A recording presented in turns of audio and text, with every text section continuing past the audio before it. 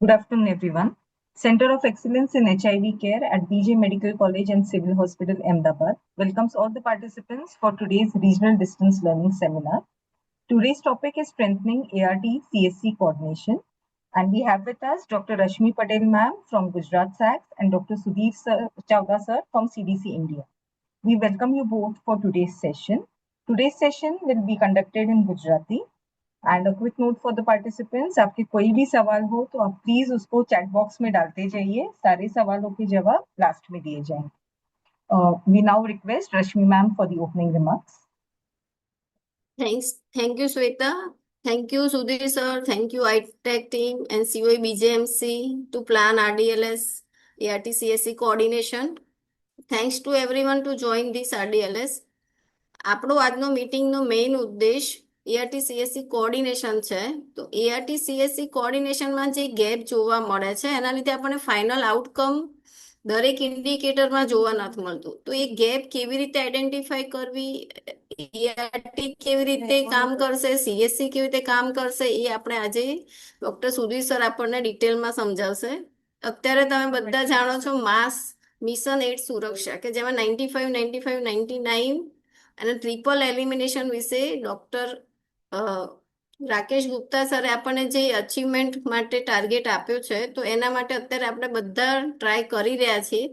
દરેક ડિસ્ટ્રિક્ટ આપણા સંઘર્ષશીલ છે, પણ એક ડિસ્ટ્રિક્ટ હવે ગઈકાલે આપણે અચીવ કર્યું છે, જે સક્ષમમાં આવ્યું છે, જેણે 295 અચીવ કર્યા છે.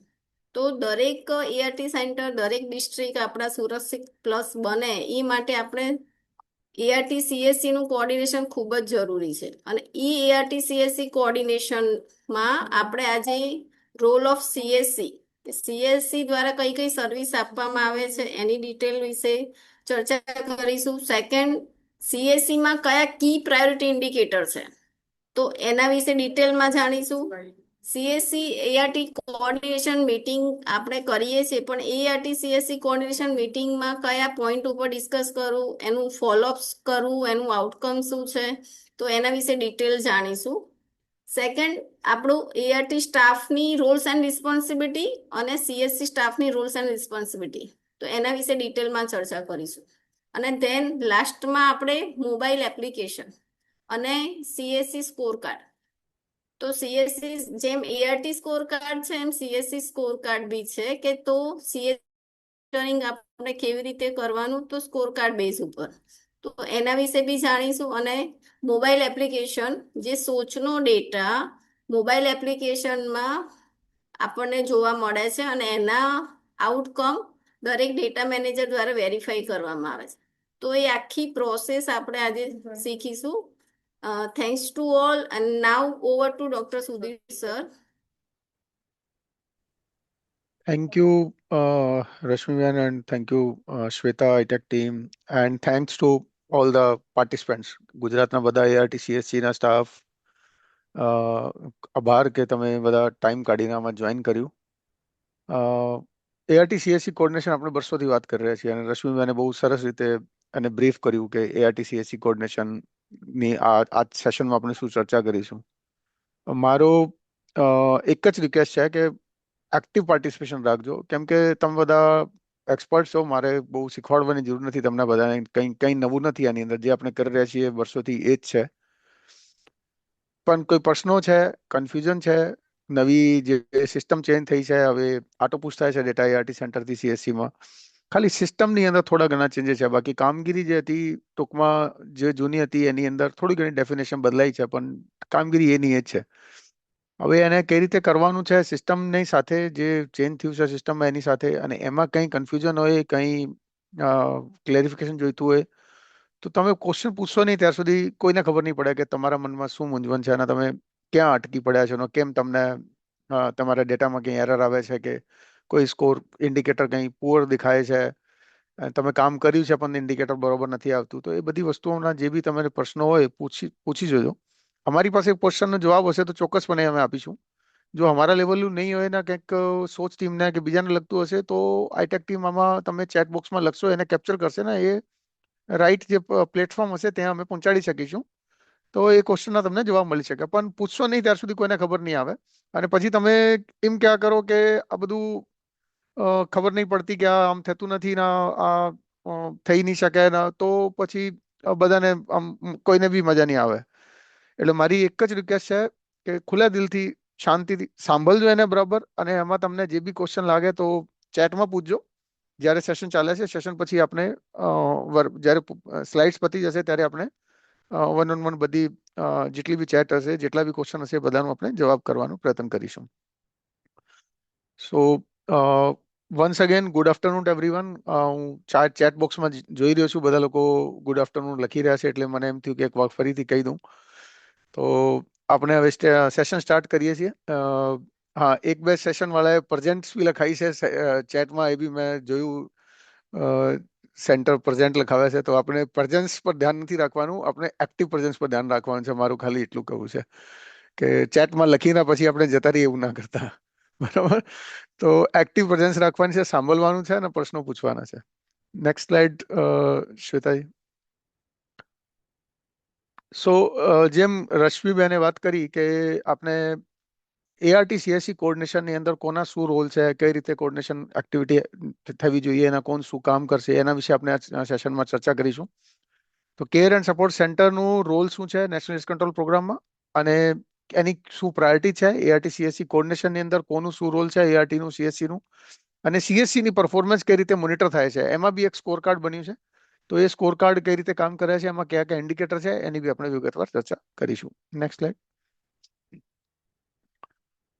સો આ એક કેસ સ્ટડી છે. મારે હું 2 મિનિટ એક્સપ્લેન કર્યા પછી 1 મિનિટનું પોઝ લઈશ કે તમારું શું માનવું છે એની અંદર. જે ક્વેશ્ચન છે કે જુલાઈ 2023માં એક જણ રજીસ્ટર થયું ART સેન્ટર પર, અને જ્યારે રજીસ્ટર કરવામાં આવ્યું ત્યારે એનો જે છે એડ્રેસ જે છે એ ઇનકમ્પ્લીટ હતું. અને પછી એને એઝ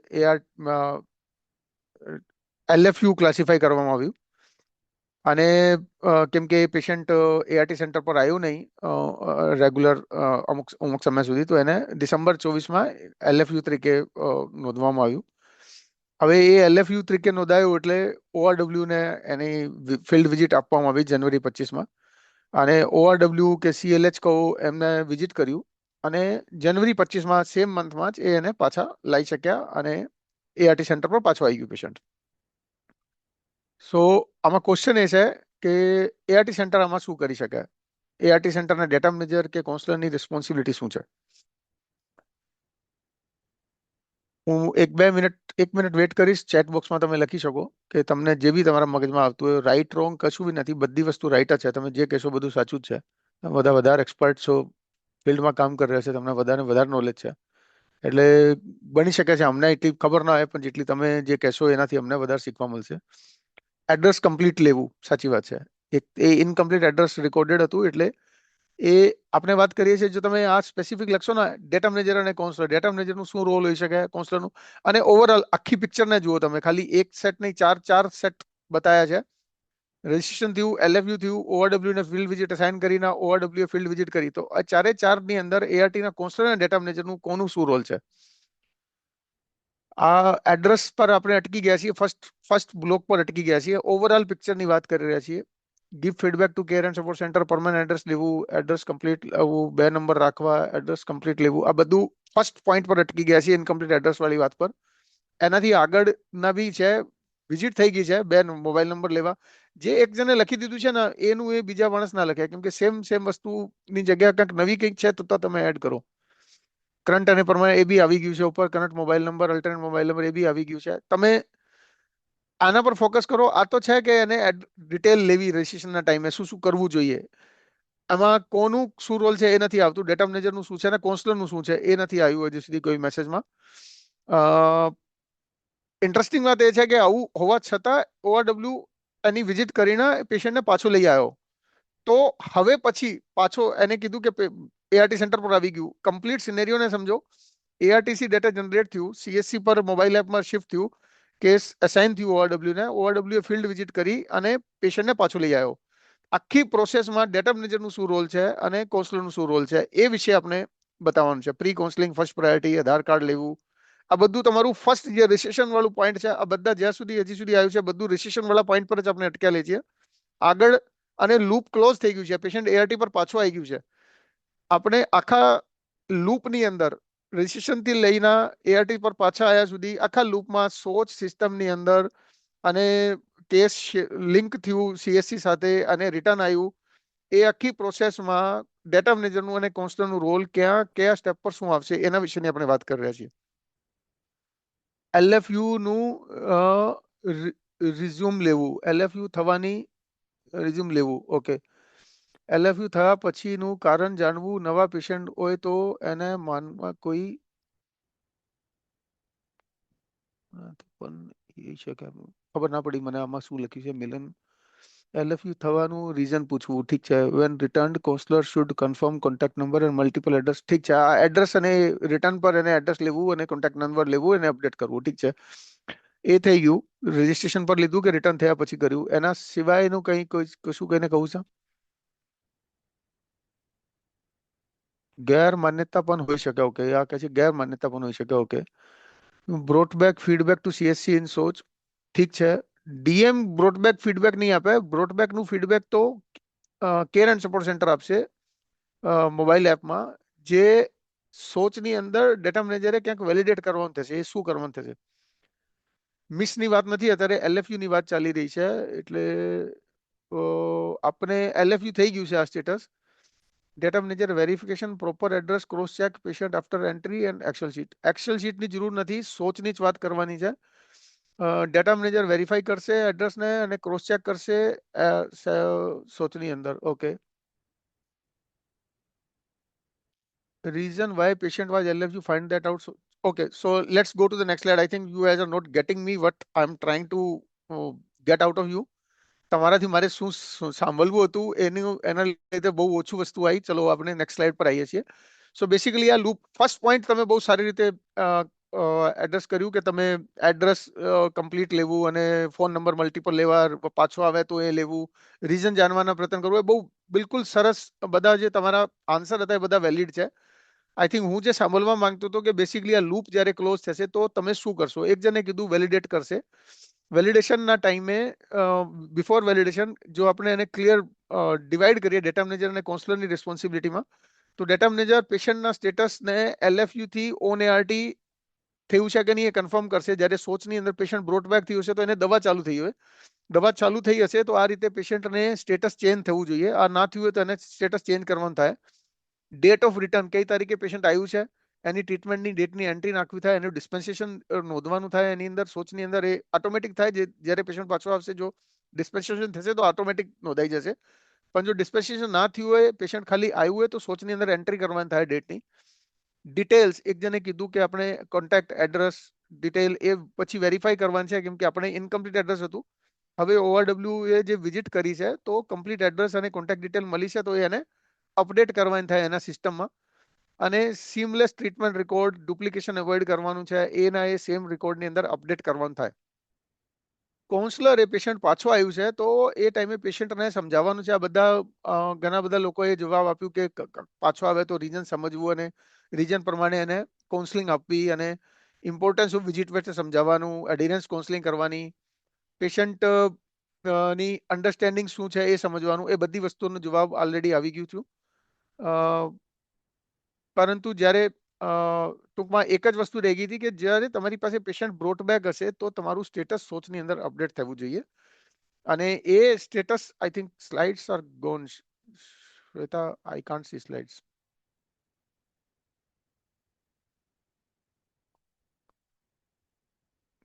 સો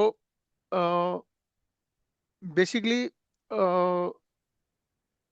એલએફયુ નું જ્યારે સ્ટેટસ બન્યું, ઓટો જનરેટ થશે, સીએસસી મોબાઈલ એપ સાથે શેર થશે, એ ફિલ્ડમાં વિઝિટ થશે. વિઝિટ થયા પછી જ્યારે એનું બ્રોટબેકનું સ્ટેટસ આવે તો એની ડેટ એન્ટ્રી કરવાની થશે સોચની અંદર અને નવું જે એડ્રેસ અને કોન્ટેક્ટ ડિટેલ આવી હોય એ અપડેટ કરવાની થશે સોચમાં. અને જો એને ડિસ્પેન્સેશન થશે તો એ ઓટોમેટિકલી ઓન એઆરટી પર જતું રહેશે. તો એને ડેટા મેનેજરે વેલિડેટ કરવાનું થાય. કાઉન્સલરે પેશન્ટની નીડ પ્રમાણેની કાઉન્સલિંગ કરવાની થાય.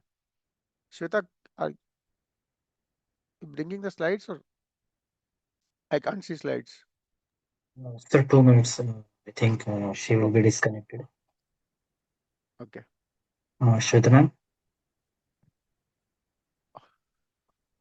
I can see still answers coming up in chat. LFU થયા પહેલા ક્લાયન્ટની કંઈક તકલીફ હશે, રજૂઆત હશે, વારંવારની હોઈ શકે કદાચ, એ પણ ધ્યાનમાં ને આપી નથી. બરાબર છે. કમ્પ્લીટ. તો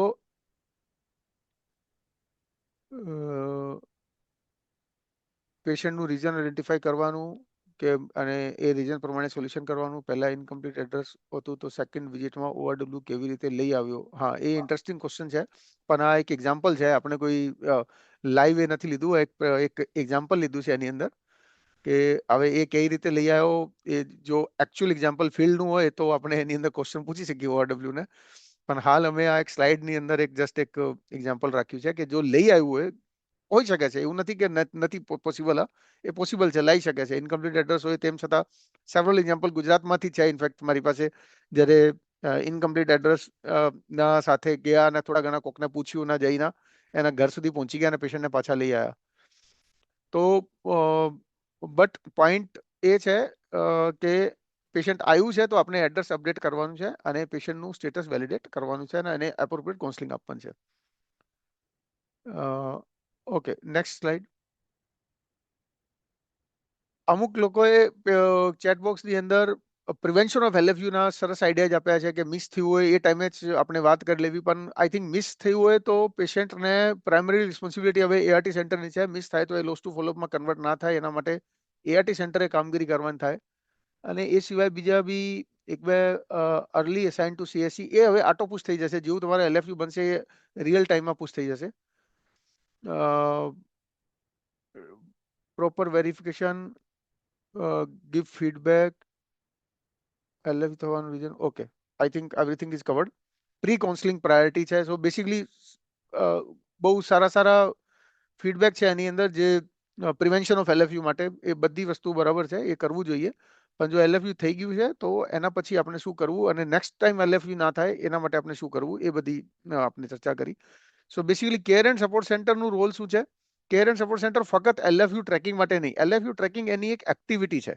એ એક્ટિવિટી એ અમુક કામ તમને સપોર્ટ કરવા માટેના કામ કરે છે. એનું એક ભાગરૂપે LFU ફિલ્ડ ટ્રેકિંગ એક્ટિવિટી કરે છે, હોમ વિઝિટ કરે છે કે તમારે ત્યાં રિટેન્શન પુઅર છે, તમને રિટેન્શનમાં ઇમ્પ્રુવમેન્ટ કરવા માટે એ પેશન્ટના ઘરે જઈને પેશન્ટને પાછા લઈને આવે છે, જેથી કરીને ARTનું રિટેન્શન ઇમ્પ્રુવ થઈ શકે.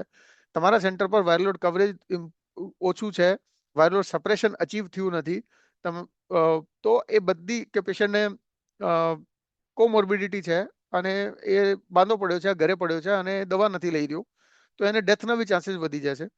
તો એકચ્યુઅલી એ આપણને હેલ્પ કરે છે ARTનું રિટેન્શન ઇમ્પ્રુવ કરવા, સેકન્ડ 95, થર્ડ 95 ઇમ્પ્રુવ કરવા અને ફર્સ્ટ 95 બી, કેમ કે ઇન્ડેક્સ ટેસ્ટિંગ પર બી અમુક કામ એ લોકો કરે છે. તો actually care and support centre આપણી એક કમ્યુનિટી બેઝડ એક બ્રાન્ચ છે, એમ કહીએ તો ચાલે, જે આપણને ઓવરઓલ કન્ટિન્યુ ઓફ કેરની અંદર હેલ્પ કરે છે.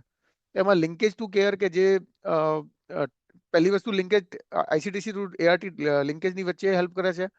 જ્યારે પેશન્ટને મેડિકલ અને સપોર્ટની રિક્વાયરમેન્ટ હોય તો એ કેર માટે એ લિંકેજ કરે છે. ટ્રીટમેન્ટ અડિરન્સના ને પ્રમોટ કરવા માટે એ તમને સપોર્ટ કરે છે. પોઝિટિવ પ્રિવેન્શનના તમારે કોઈ મેસેજીસ આપવા હોય કે એનાથી ઇન્ફેક્શન ના થાય એના માટે શું એને કરવું જોઈએ, U=U ની તમારે વાત કરવી હોય, સોશિયલ પ્રોટેક્શનના લિંકેજ તમે કરી શકો. કમ્યુનિટીને સપોર્ટ કરવા માટે ફિલ્ડમાં એને ART પર સ્ટિગ્મા થતું હોય, ફેસિલિટીમાં સ્ટિગ્મા કે ડિસ્ક્રિમિનેશન ઇસ્યુઝ હોય કે કમ્યુનિટીમાં એની સાથે કોઈ સ્ટિગ્મેટાઇઝિંગ બિહેવિયર થતું હોય, તો એ બધામાં કેર એન્ડ સપોર્ટ સેન્ટર જે છે એ એક ભાગ ભજવે છે એ બધી વસ્તુઓને પ્રિવેન્ટ કરવા અને પેશન્ટને સપોર્ટ કરવા માટે. એ કઈ રીતે કામગીરી કરે છે? પિયર કાઉન્સેલિંગ કરે, પેશન્ટને સાયકોસોશિયલ સપોર્ટ આપે, આઉટરીચ એક્ટિવિટી થ્રુ ટ્રેકિંગ કરીને પેશન્ટને પાછો લાવે, લિંકેજ કરે વેલફેર સ્કીમ સાથે, એનેબલિંગ એન્વાયરમેન્ટ પ્રોવાઈડ કરાવે અને કે સારું વાતાવરણ સારું પ્રોવાઈડ કરાવે, જેથી કરીને લોકો ખુશ થઈને ARTની સર્વિસીસ અને કેર એન્ડ સપોર્ટ સેન્ટરની સર્વિસીસનું લાભ લઈ શકે. Next slide please.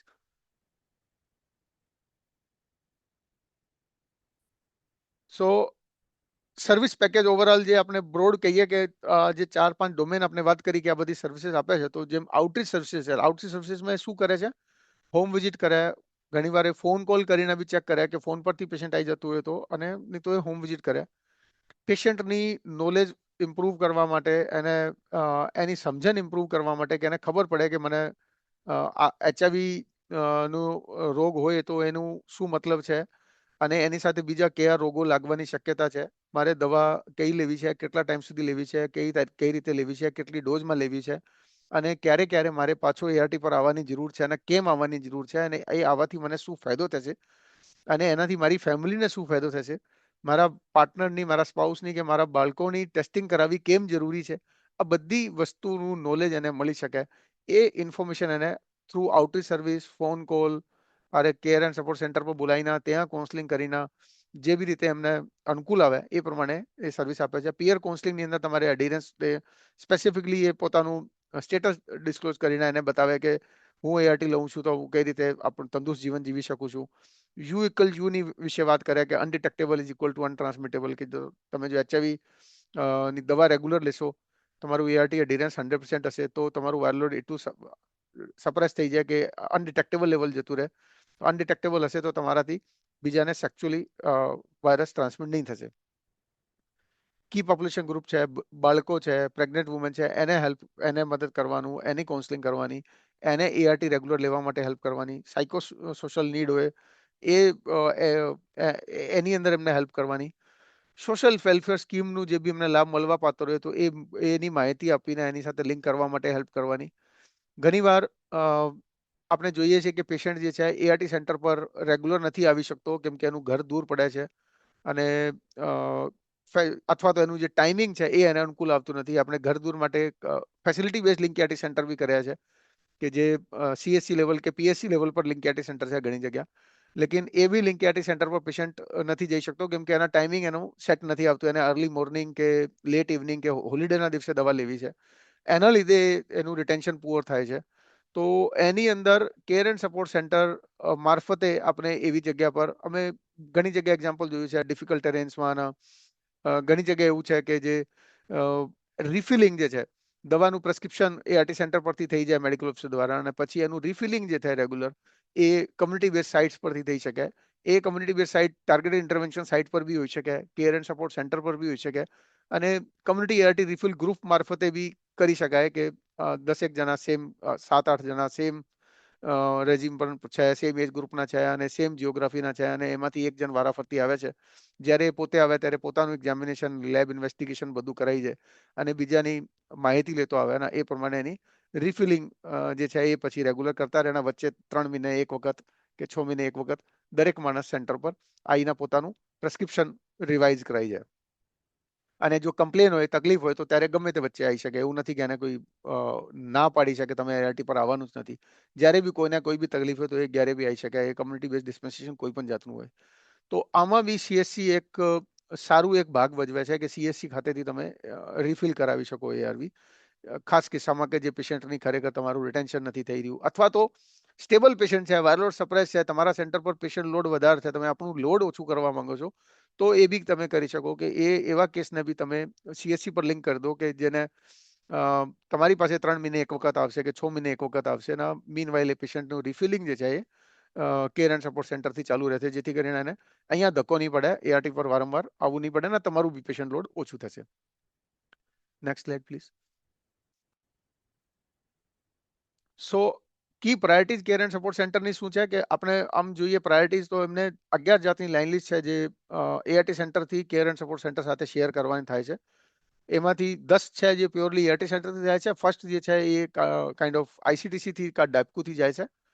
તો પહેલી જે ડાયગ્નોસિસની છે એ ICTC કે ડેપકુથી જાય કે ન્યૂલી ડાયગ્નોસ્ડ PLHIV જે છે એને ART સેન્ટર પર ના પહોંચાય 7 દિવસમાં, તો એની માહિતી, એની લાઇન લિસ્ટ એની સાથે શેર કરવાની થાય CSC સાથે, અને એનું ART ઇનિશિયેટ ના થાય ત્યાર સુધી એને ફોલોઅપ કરવાનું થાય. પછી ART ઇનિશિયેટ થઈ ગયું છે તો એનું 6 મહિના સુધી એને ફોલોઅપ કરવાનું થાય, તો એની માહિતી, એની લાઇન લિસ્ટ શેર કરવાની થાય ન્યૂ ART ઇનિશિએશન વાળી.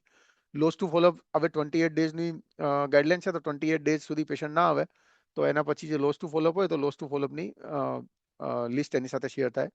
લેસ દેન 200 CD4 વાળા પેશન્ટ્સની લિસ્ટ બી શેર થાય છે, કેમ કે એમને એડિશનલ સર્વિસીસ આપવાની થાય છે એ સમજવા માટે કે એને કોઈ બીજી દવાની જરૂર તો નથી, કે OI કોઈ ડાયગ્નોઝ થયેલું હોય તો એની ટ્રીટમેન્ટ કરવાની જરૂર છે, કે OI પ્રિવેન્શન માટે CPT આપવાની જરૂર છે, કે TB4S નેગેટિવ છે એના TPT આપવાની જરૂર છે, CD4 બહુ ઓછું છે, 100 કરતાં ઓછું છે, એને ફ્લુકોનાઝોલ આપવાની જરૂર છે. તો આ બધી વસ્તુઓ આપવાની જરૂર છે. એ બધી દવા મળશે એઆરટી સેન્ટર કે હોસ્પિટલમાંથી, પરંતુ એ પેશન્ટ ખરેખર લઈ રહ્યું છે કે નહીં, એને મળી છે કે નહીં, એને કંઈ ચેલેન્જ તો નથી આવી રહ્યું બધી દવાઓ ખાવામાં, કે એના ડાયગ્નોસિસમાં કંઈ પ્રોબ્લેમ થાય કે કોઈ લિંકેજમાં કંઈ પ્રોબ્લેમ છે, એ બધી વસ્તુઓની સર્વિસ માટે જોવા માટે સીએસસી સાથે લાઇનલી શેર કરવામાં આવે, જેથી કરીને સીએસસી જોઈ શકે કે પેશન્ટને મળવાપાત્ર સર્વિસીસ મળી રહી છે કે નહીં, અને એમાં પેશન્ટના લેવલ પર કોઈ કન્ફ્યુઝન છે કે દવા લીધા પછી ડિસ્પેન્સ થઈ ગઈ છે પણ એ ખાઈ શકતો નથી, કે એને ડોઝમાં કંઈ પ્રોબ્લેમ છે, કે કોઈ સાઈડ ઇફેક્ટ આવી રહ્યું છે, કે એને સમજણ નથી, તો એ બધી વસ્તુમાં એને હેલ્પ કરી શકે. સેમ થર્ડ લાઇન એઆરટી પર ઇનિશિયેટ કર્યું હોય તો ઇનિશિયેટ કર્યા પછી આપણે એનું ક્લોઝ મોનિટરિંગ કરવા માટે એ લિસ્ટ બી આપણે શેર કરીએ સીએસસી સાથે. વાયરલ લોડ માટે ઓવરડ્યુ થઈ ગયું છે, એનું ડ્યુ ડેટ હતી. હવે આ જેટલા બી વાયરલ લોડ આપણે કરીએ છીએ પ્રોગ્રામમાં, એ બધા ઇરસ્પેક્ટિવ ઓફ અડીરન્સ કરવાનું થાય. તો રૂટીન વાયરલ લોડ જે બી છે, કે ફર્સ્ટ વાયરલ લોડ કરવાનું થાય 6 મંથ ઓફ એઆરટી પર, પછી 12 મંથ, અને પછી every year once in a year કરવાનું થાય. અને સેકન્ડ લાઇનના થર્ડ લાઇનમાં વન્સ ઇન 6 મંથ કરવાનું છે. પ્રેગ્નન્ટ વુમનના 32 to 36 વીક ઓફ પ્રેગ્નન્સીના પીરિયડ હોય એ પીરિયડમાં કરવાનું થાય. અને એલએફયુ રિટર્ન થયું હોય તો એના 3 મહિના પછી કરવા. એ બધા વાયરલ લોડ ઇરસ્પેક્ટિવ ઓફ અડીરન્સ છે. તો એના રિલેટેડ જે બી પેશન્ટ એની ડ્યુ ડેટ નીકળી ગઈ હોય વાયરલ લોડની ઇરસ્પેક્ટિવ ઓફ અડીરન્સ વાળી રૂટીન વાયરલ લોડની, તો એ ઓવરડ્યુમાં આવી જાય. ઓવરડ્યુમાં આવે તો એ લિસ્ટ સીએસસી સાથે શેર થઈ જાય. હવે એ કેમ નહોતું થયું, એ પેશન્ટ નહોતું આવ્યું કે આપણને સમજવામાં ભૂલ હતી, કે આપણા સેન્ટર પર ડેઝનું પ્રોબ્લેમ હતું, ડે અલાઇનમેન્ટ કરવાનું પ્રોબ્લેમ હતું, તો એ આપણે એઆરટી સીએસસી કોર્ડિનેશનમાં ચર્ચા કરીને એના વાયરલ લોડ આપણે કરાવવાનું થાય, અને નેક્સ્ટ ટાઈમ આવી પ્રોબ્લેમ ના થાય. ફક્ત ઓવરડ્યુ વાયરલ લોડના લીધે પેશન્ટની લિસ્ટ ત્યાં જાય, એનું મતલબ એ છે કે પેશન્ટ આવતું હતું પરંતુ આપણે વાયરલ લોડ કર્યા નથી.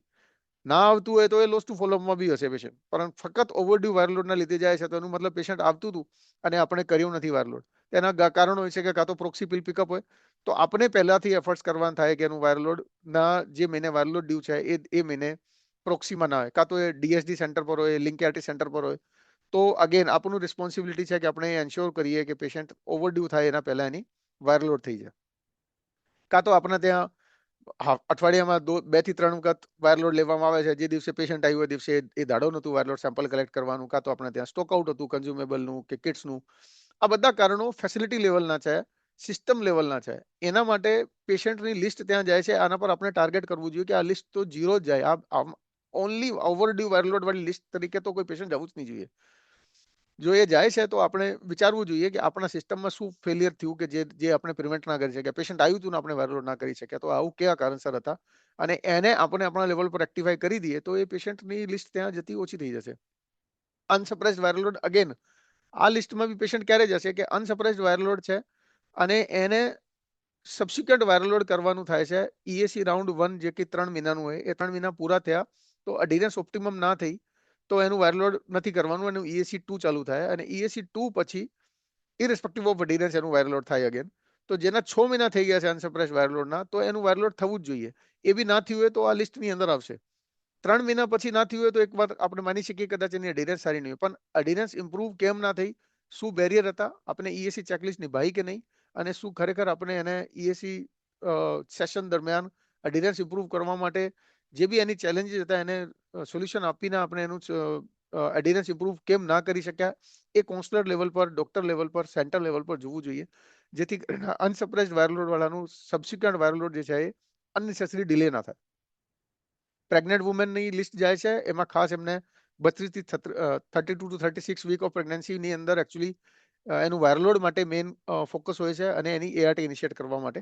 તો જો એઆરટી ઇનિશિયેટ થયેલી છે તો irrespective of adherence, irrespective of એની એઆરટી ક્યારે ચાલુ થઈ છે, irrespective of duration of ART, adherence, irrespective of previous viral load કે કેટલા દાડા પહેલા થયું હતું, 32 થી 36 વીકના ડ્યુરેશનના વચ્ચે આપણે એક વાયરલ લોડ એનું કરાવવાનું થાય.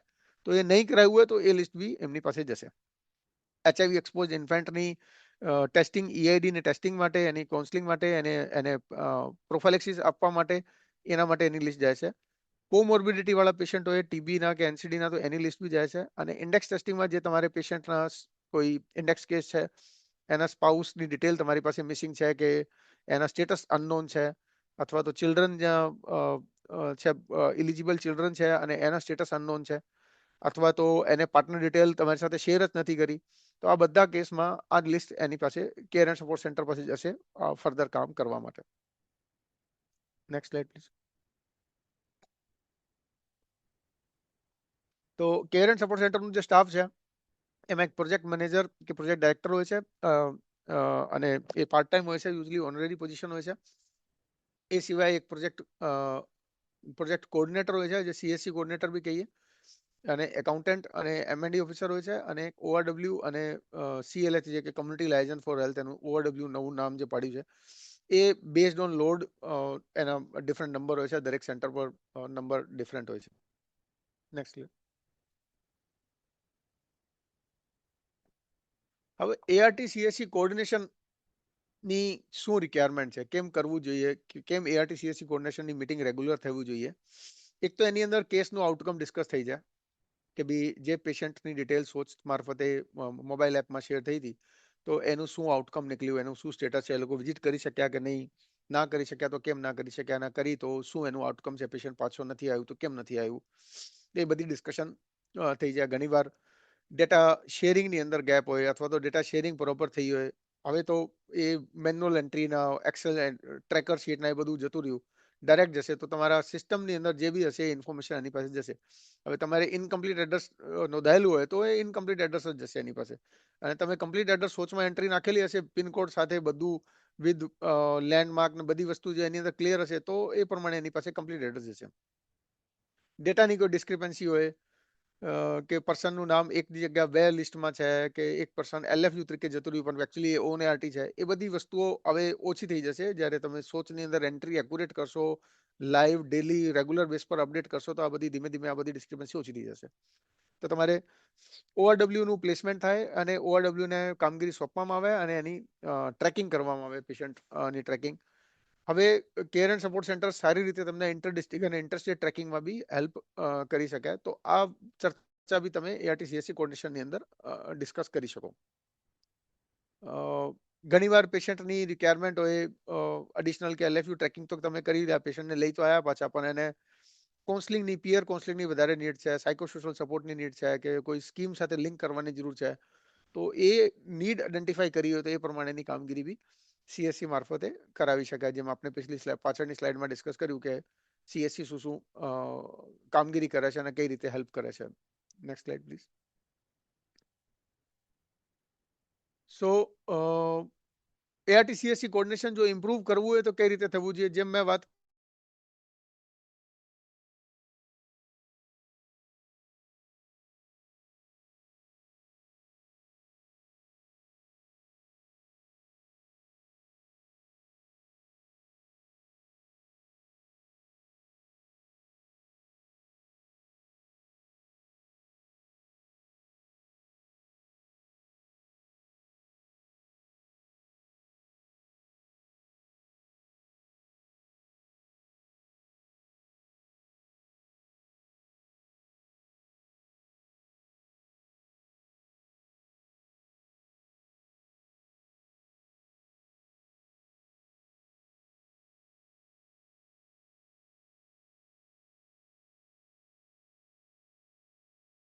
Sir, we have lost audio.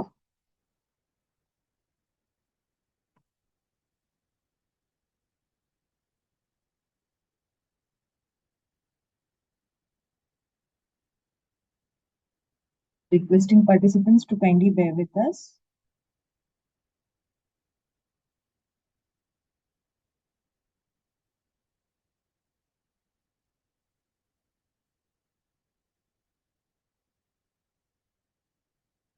I'm sorry, there was some a network issue from my end. So I think, am I audible now? Yes, sir. Okay, sorry for this interruption. Okay, so isko Shweta, if you can put it in the full screen. Yeah. So જે મેં વાત કરી પહેલા નહીં 11 number slide. યા, આપણે એને CSC ને આપણી એક્સટેન્ડેડ આર્મની જેમ જોઈએ આપણે કે કમ્યુનિટી બેઝડ એક્સટેન્ડેડ આર્મ છે ART સેન્ટરની, જે ART સેન્ટરને સ્પેસિફિક ART સેન્ટરની વાત કરું તો આપણે એમ કહેતા હોય છે કે ફર્સ્ટ 95માં ART નું રોલ, બટ હવે આપણે બરાબર નથી. ઓવરઓલ 395 ની અંદર પ્રોગ્રામને સપોર્ટ કરે છે, કેર એન્ડ સપોર્ટ. કન્ટ્રીબ્યુશન એમનું ઓછું હોય વધારે હોય એ એક ડિફરન્ટ વસ્તુ છે, પણ 395 માં એ આપણને પ્રોગ્રામને સપોર્ટ કરે છે ટુ અચીવ ઓલ ધ 395, જે હવે 95, 95 અને 99 છે એકચ્યુઅલી આપણા માટે, કન્ટ્રી માટે. તો એ રીતે જો આપણે જોઈએ તો આપણે કોર્ડિનેશનમાં કામ કરવું બહુ જરૂરી છે એઆરટી અને સીએસસી ને. એ સમજવા કે અમે બે આર્મ્સ છીએ એક પ્રોગ્રામના, અને એકબીજાને સહકાર આપવાનો છે, એકબીજાને મદદ કરવાની છે. ઓવરઓલ અમારું અલ્ટિમેટ ગોલ છે ડિસ્ટ્રિક્ટને, સ્ટેટને અને કન્ટ્રીને 95, 95, 99 અચીવ કરાવવા માટે. જો આપણે આવા બ્રોડ માઇન્ડસેટથી કામ કરીએ તો કદાચ ઘણી બધી પ્રોબ્લેમ્સ, ઇન્ટરનલ કન્ફ્લિક્ટ જે છે, ઇન્ટરપર્સનલ ચેલેન્જીસ છે, એ બધા આપણે રિઝોલ્વ કરી શકીશું. કે ડેટા શેરિંગની અંદર કંઈ પણ પ્રોબ્લેમ આવી તો પહેલાથી ફોન પર વાત કરી લીધું, ચર્ચા કરી લીધી, બી આમાં ક્યાં પ્રોબ્લેમ છે, કે અપડેટ નથી, કે ડિટેલ મિસિંગ છે સોચની અંદર એન્ટ્રીમાં.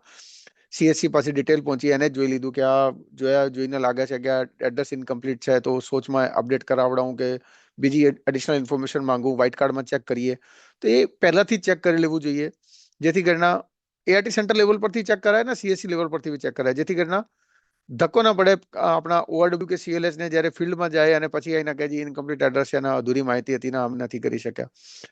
ઘણીવાર પેશન્ટને ટેલિફોનિક કાઉન્સેલિંગથી હેલ્પ થઈ શકતી હોય, તો તમે જો એવું કરી શકતા હો કે ટેલિફોનિક કાઉન્સેલિંગ એક કરતા વધારે વાર પેશન્ટને અમે ફોન પર વાત કરીને એને સપોર્ટ આપી શકીએ અને એને એલએફયુ થતા બચાવી શકીએ, તો એ રીતે બી સીએસસી ની સપોર્ટ લઈ શકાય.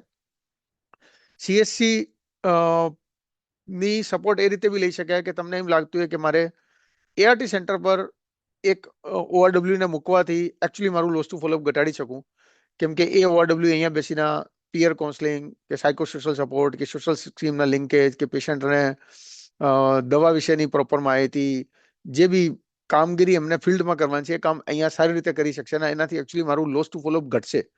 તો એને ફિલ્ડ વિઝિટના, હોમ વિઝિટ ઓછી થઈ જશે.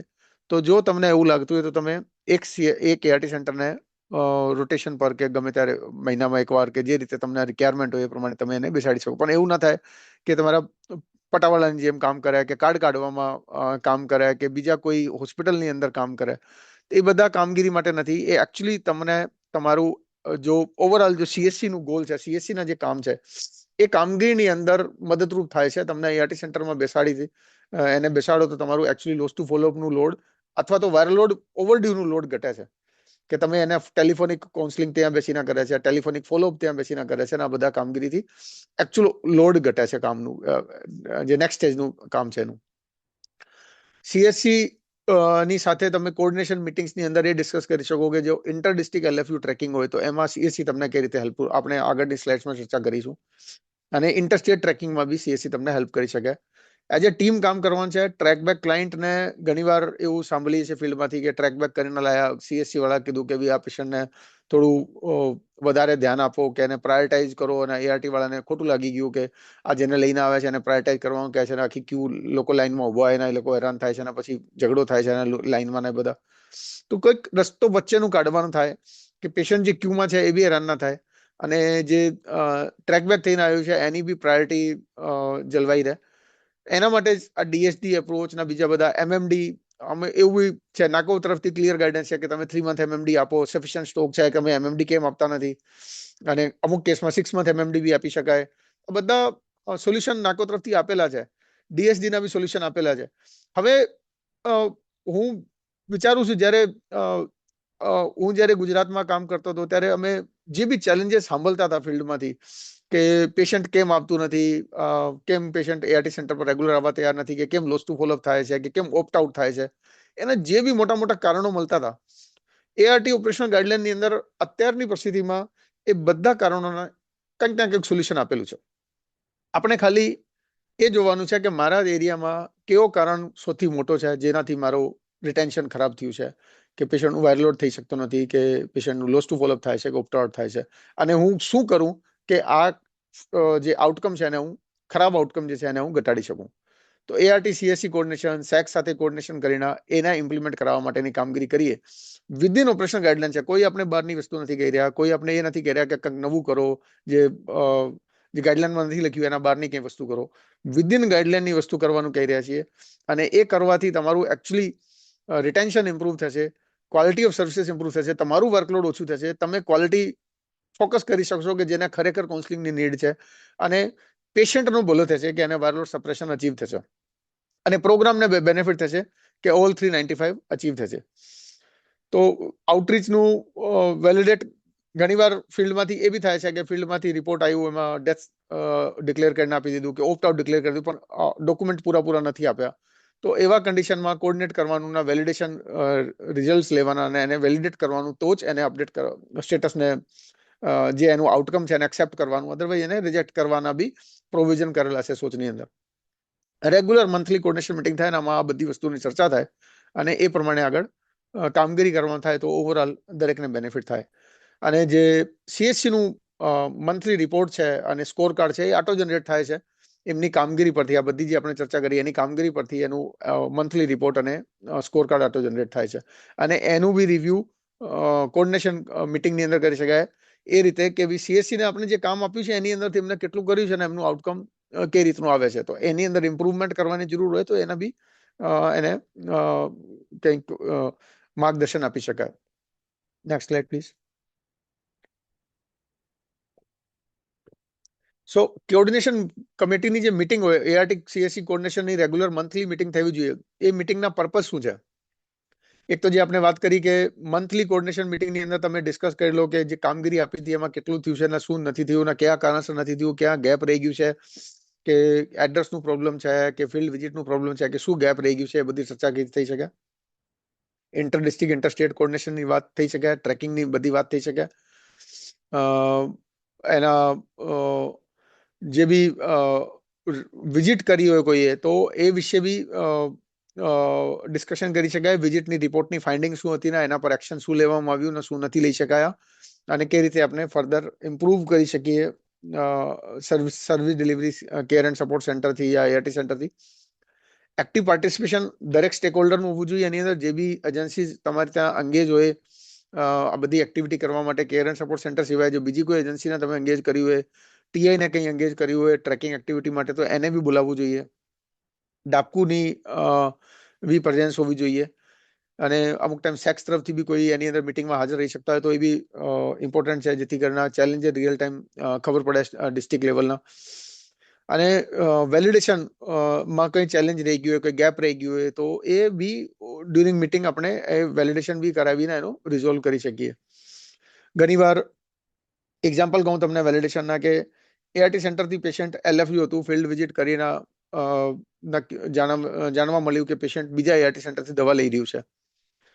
તો હવે એ પેશન્ટને ટ્રાન્સફર આઉટ કરવાનું થાય તો કેમ કે એ પેશન્ટ બીજા એઆરટી સેન્ટર પર બીજા નામથી બીજા નંબરથી નોંધાઈ ગયું છે, તો હવે આપણે અહીંથી ટ્રાન્સફર આઉટ કરીશું, પહેલો ટ્રાન્સફર નહીં લઈ શકે, તો એક એન્ટ્રીને ડીએક્ટિવેટ કરવાનું થાય, જેથી કરીને ડુપ્લિકેશન ઓફ એન્ટ્રી ના રહે અને એલએફયુ બી ઘટી શકે. તો એ વેલિડેશન પછી એ ડીએક્ટિવેટનું પ્રોવિઝન સોચની અંદર કરેલું છે. હવે તો એ વેલિડેશનની કામગીરી થઈ જાય તો એ ડીએક્ટિવેટ બી થઈ જશે કે પેશન્ટ ખરેખર બીજી જગ્યા છે, સેમ પેશન્ટ છે અને એની દવા ચાલુ છે, તો આ પેશન્ટને અહીંયાથી ડીએક્ટિવેટ કરવાનું થાય છે ટ્રાન્સફર આઉટ કરીને. તો આ રીતનું પ્રોવિઝન છે, અને ડેથનું વેલિડેશન કરવાનું છે, ઓપ્ટ આઉટનું વેલિડેશન કરવાનું છે, બધી વસ્તુના પ્રોવિઝન સિસ્ટમની અંદર છે. તો એમાં કંઈ ગેપ રહી ગયું હોય તો એ આ મિટિંગની અંદર આ બધા ગેપને વિશે ચર્ચા કરીને એનું સોલ્યુશન લઈ શકાય. અને એનું પ્રોપર મિનિટ્સ મેન્ટેન કરવા જોઈએ, કેમ કે સીએસસીનું જે સ્કોર કાર્ડ છે એની અંદર એક ઇન્ડિકેટર એવી છે કે કેટલી મિટિંગ કરી ને એમાં શું ડિસ્કશન કર્યું ને ખરેખર એ ડિસ્કશન ની આઉટકમ શું આવી. તો એ બધી વસ્તુઓ એની પરફોર્મન્સ પર બી મોનિટર કરવામાં આવે છે એ પ્રમાણે. તો મિનિટ્સ બી રેગ્યુલર બનવા જોઈએ, અને મિનિટ્સ એવું નહીં કે એઆરટી જુદા મિનિટ બનાવે છે અને સીએસસી જુદા મિનિટ બનાવે છે. એક જ મિનિટ જોઈએ જે સીએસસી વાળા બનાવે ને એઆરટી વાળા એને એન્ડોર્સ કરે. Next slide please. So ART ના મેડિકલ ઓફિસર કે એસએમઓ જે છે એમનું શું રોલ છે કોર્ડિનેશનની અંદર? તો actually CSC ART coordination meeting આ એક મિથ છે કે આ કામ કાઉન્સલરનું છે કે ડેટા મેનેજરનું છે. આ એને લીડ મેડિકલ ઓફિસર એમઓ કે એસએમઓ કરવું જોઈએ, અને જે બી કન્ફ્લિક્ટ હોય એઆરટી અને સીએસસી ના સ્ટાફની વચ્ચે એનું સોલ્યુશન એમની હાજરીમાં એમના તરફથી આપવામાં આવે. Attendance, documentation, proper meeting minutes બન્યા છે એ મિટિંગ મિનિટ્સનું વેરીફાઈ કરે, જે આપણે ખરેખર ચર્ચા કરી હતી એ એમાં લખ્યું છે અને એને સહી કરી આપે એઆરટી ના ડોક્ટર, તો એ મિટિંગ મિનિટ્સ એપ્રુવ થઈ જાય. ગેપ જે આઈડેન્ટિફાઈ કર્યા, ચેલેન્જીસ આઈડેન્ટિફાઈ કર્યા, એનું સોલ્યુશન શું કરવાનું, નેક્સ્ટ મીટિંગમાં એ ચર્ચા કરવામાં આવે. કે લાસ્ટ મીટિંગમાં આપણે ડિસ્કસ કર્યું હતું કે અમારા ત્યાં ટ્રેકિંગ છે, ફોર એક્ઝામ્પલ આપણે કે ભાઈ લાસ્ટ મીટિંગ, એક મીટિંગની અંદર એ ચર્ચા થઈ કે ભાઈ ઇનકમ્પ્લીટ એડ્રેસ બહુ વધારે આવ્યા છે. તો હવે નેક્સ્ટ ટાઈમથી એ ધ્યાન રાખીએ કે એડ્રેસ કમ્પ્લીટ લેવામાં આવે અને સોચની અંદર એન્ટ્રી, અને ઇનકમ્પ્લીટ એડ્રેસ વધારે આવે છે કેમ કે ચર્ચા કરીને એ જાણવા મળ્યું કે એન્ટ્રીની અંદર થોડીક ભૂલ હતી સોચની અંદર, કે ડેટા એન્ટ્રી પૂરી નથી પણ વ્હાઇટ કાર્ડમાં કમ્પ્લીટ હતું. અને વધારે ચર્ચા કરી તો સમજણ પડી કે વ્હાઇટ કાર્ડની અંદર જે લખેલું હતું એ વંચાતું નહોતું. આ બધા ઇશ્યુઝ હોઈ શકે છે એઆરટીસીએસસી. આમ હું એક એક્ઝામ્પલ આપી રહ્યો છું, કોઈને પોઈન્ટ આઉટ નથી કરી રહ્યો, એ નથી કહી રહ્યો કે તમારે ત્યાં એ જ થતું હશે. અને એક એક્ઝામ્પલ આપી રહ્યો છું કે આવું પોસિબલ છે કે આવું આ એક કારણ એક મીટિંગની અંદર ચર્ચામાં નીકળ્યું હોય. તો એક ગેપ આઈડેન્ટિફાઈ કર્યું, એને ડોક્યુમેન્ટ કર્યું અને એની પર એક્શન કે શું લેવાનું છે આગળથી, કઈ રીતે એને સોલ્યુશન લાવવાનું છે જેથી કરીને ડેટા એન્ટ્રીની અંદર કોઈ ગેપ ના રહી જાય અને ઇનકમ્પ્લીટ એન્ટ્રીના લીધે ફિલ્ડ વિઝિટનું જે આઉટકમ છે એ ખરાબ ના આવે. તો એમાં કોણ શું કરશે એ ક્લિયર એની અંદર લખવામાં આવે કે આ ગેપ આઈડેન્ટિફાઈ કર્યું, એની અંદર આ પર્સનને આ રિસ્પોન્સિબિલિટી આપવામાં આવી, આ રીતે હવે કામગીરી કરવામાં આવશે. નેક્સ્ટ મીટિંગની અંદર ડિસ્કસ થાય કે ભાઈ લાસ્ટ મીટિંગમાં આ રીતે ચર્ચા કરી હતી, આવું ગેપ આઈડેન્ટિફાઈ કર્યું હતું અને આ સોલ્યુશન આપ્યું હતું, એ ઇમ્પ્લિમેન્ટ થયું છે કે નથી થયું. હવે બેમાંથી કોઈ એઆરટી કે સીએસસી ને કોઈ પ્રોબ્લેમ છે કે નહીં, હવે એ પ્રોબ્લેમ ઓછું થયું છે કે નથી થયું. તો આ રીતનું ડોક્યુમેન્ટેશન પ્રોપર હોવું જોઈએ મીટિંગ મિનિટ્સનું. અને જે બી એક્શન લેવામાં આવ્યું હોય એ એક્શન, માની લો કે એક્શન લીધું પણ એ એક્શન એપ્રોપ્રિએટ નહોતું, કે એક્શનથી સોલ્યુશન નથી આવ્યું ને હજી બી ચેલેન્જ છે, તો એ નેક્સ્ટ મીટિંગમાં એનું ફરી ડિસ્કશન થાય હવે આ ચેલેન્જ લાગે છે અને એનું આ સોલ્યુશન કરી શકાય. તો આ બધા ડિસિઝન એઆરટી સીએસસી કોર્ડિનેશન મીટિંગમાં લેવાના થાય. Next slide please. સો આ એક એક્ઝામ્પલ છે કે એક મિસ્ટર એક્સ છે, એનું સ્ટેટસ એલએફયુ છે એપ્રિલ 2025માં એઆરટી પર, અને પ્રાયોરિટી લિસ્ટમાં કેર એન્ડ સપોર્ટ સેન્ટર સાથે એનું નામ શેર થયું છે. અને કોર્ડિનેશન મીટિંગમાં શું થવું જોઈએ એના વિશે, અને પ્રોજેક્ટ કોઓર્ડિનેટરે ORW ને વિઝિટ અસાઇન કરી દીધી છે અને પેશન્ટ એગ્રી ટુ કમ છે. આ ફીડબેક બી આવી ગયું છે. તો હવે એઆરટી સીએસસી કોર્ડિનેશન મીટિંગની અંદર શું ચર્ચા થવી જોઈએ એ પેશન્ટ વિશે, અને ડેટા મેનેજર તરીકે તમારું શું રોલ રહેશે, અને આગળ એના માટે એ પેશન્ટ માટે નેક્સ્ટ પ્લાન ઓફ એક્શન શું હશે. 3 ક્વેશ્ચન છે. એઆરટી સીએસસી કોર્ડિનેશન મીટિંગમાં શું ચર્ચા થવી જોઈએ, as a data manager, as a counsellor તમારું શું રોલ રહેશે, ડેટા મેનેજરે કઈ શું વેલિડેટ કરવાનું હશે, અને નેક્સ્ટ પ્લાન ઓફ એક્શન શું હોવું જોઈએ એની અંદર. ફટાફટ જે બી તમારા મનમાં આવે છે ચેટ બોક્સમાં લખવાનું ચાલુ કરો. હું એકાદ મિનિટ વેટ કરીશ. આપણે ઓલરેડી 250 પર છીએ. આઈ થિંક સ્લાઇડ્સ હજી બાકી છે ખાસી, વધારે રાહ નહીં જોઈશ, બે મિનિટ રાહ જોઈશ અને નેક્સ્ટ સ્લાઇડ પર જઈશ.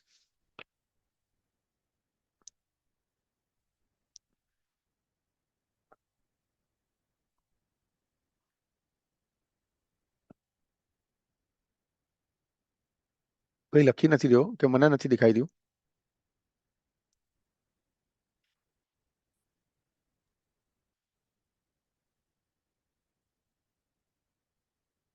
So no responses in the chat box, sir. No one responding. No, sir. Okay, it's not written, then invalidate. We okay, have જો one patient agree to come response. થયું છે અને આવ્યું નથી તો એને વેલિડેટ કરવાનું નથી. ઓકે, આ એક આન્સર આવ્યું. ન્યૂ નંબર લાવવું હોય તો ફરીથી કાઉન્સલર ફોન કરશે. ઓકે,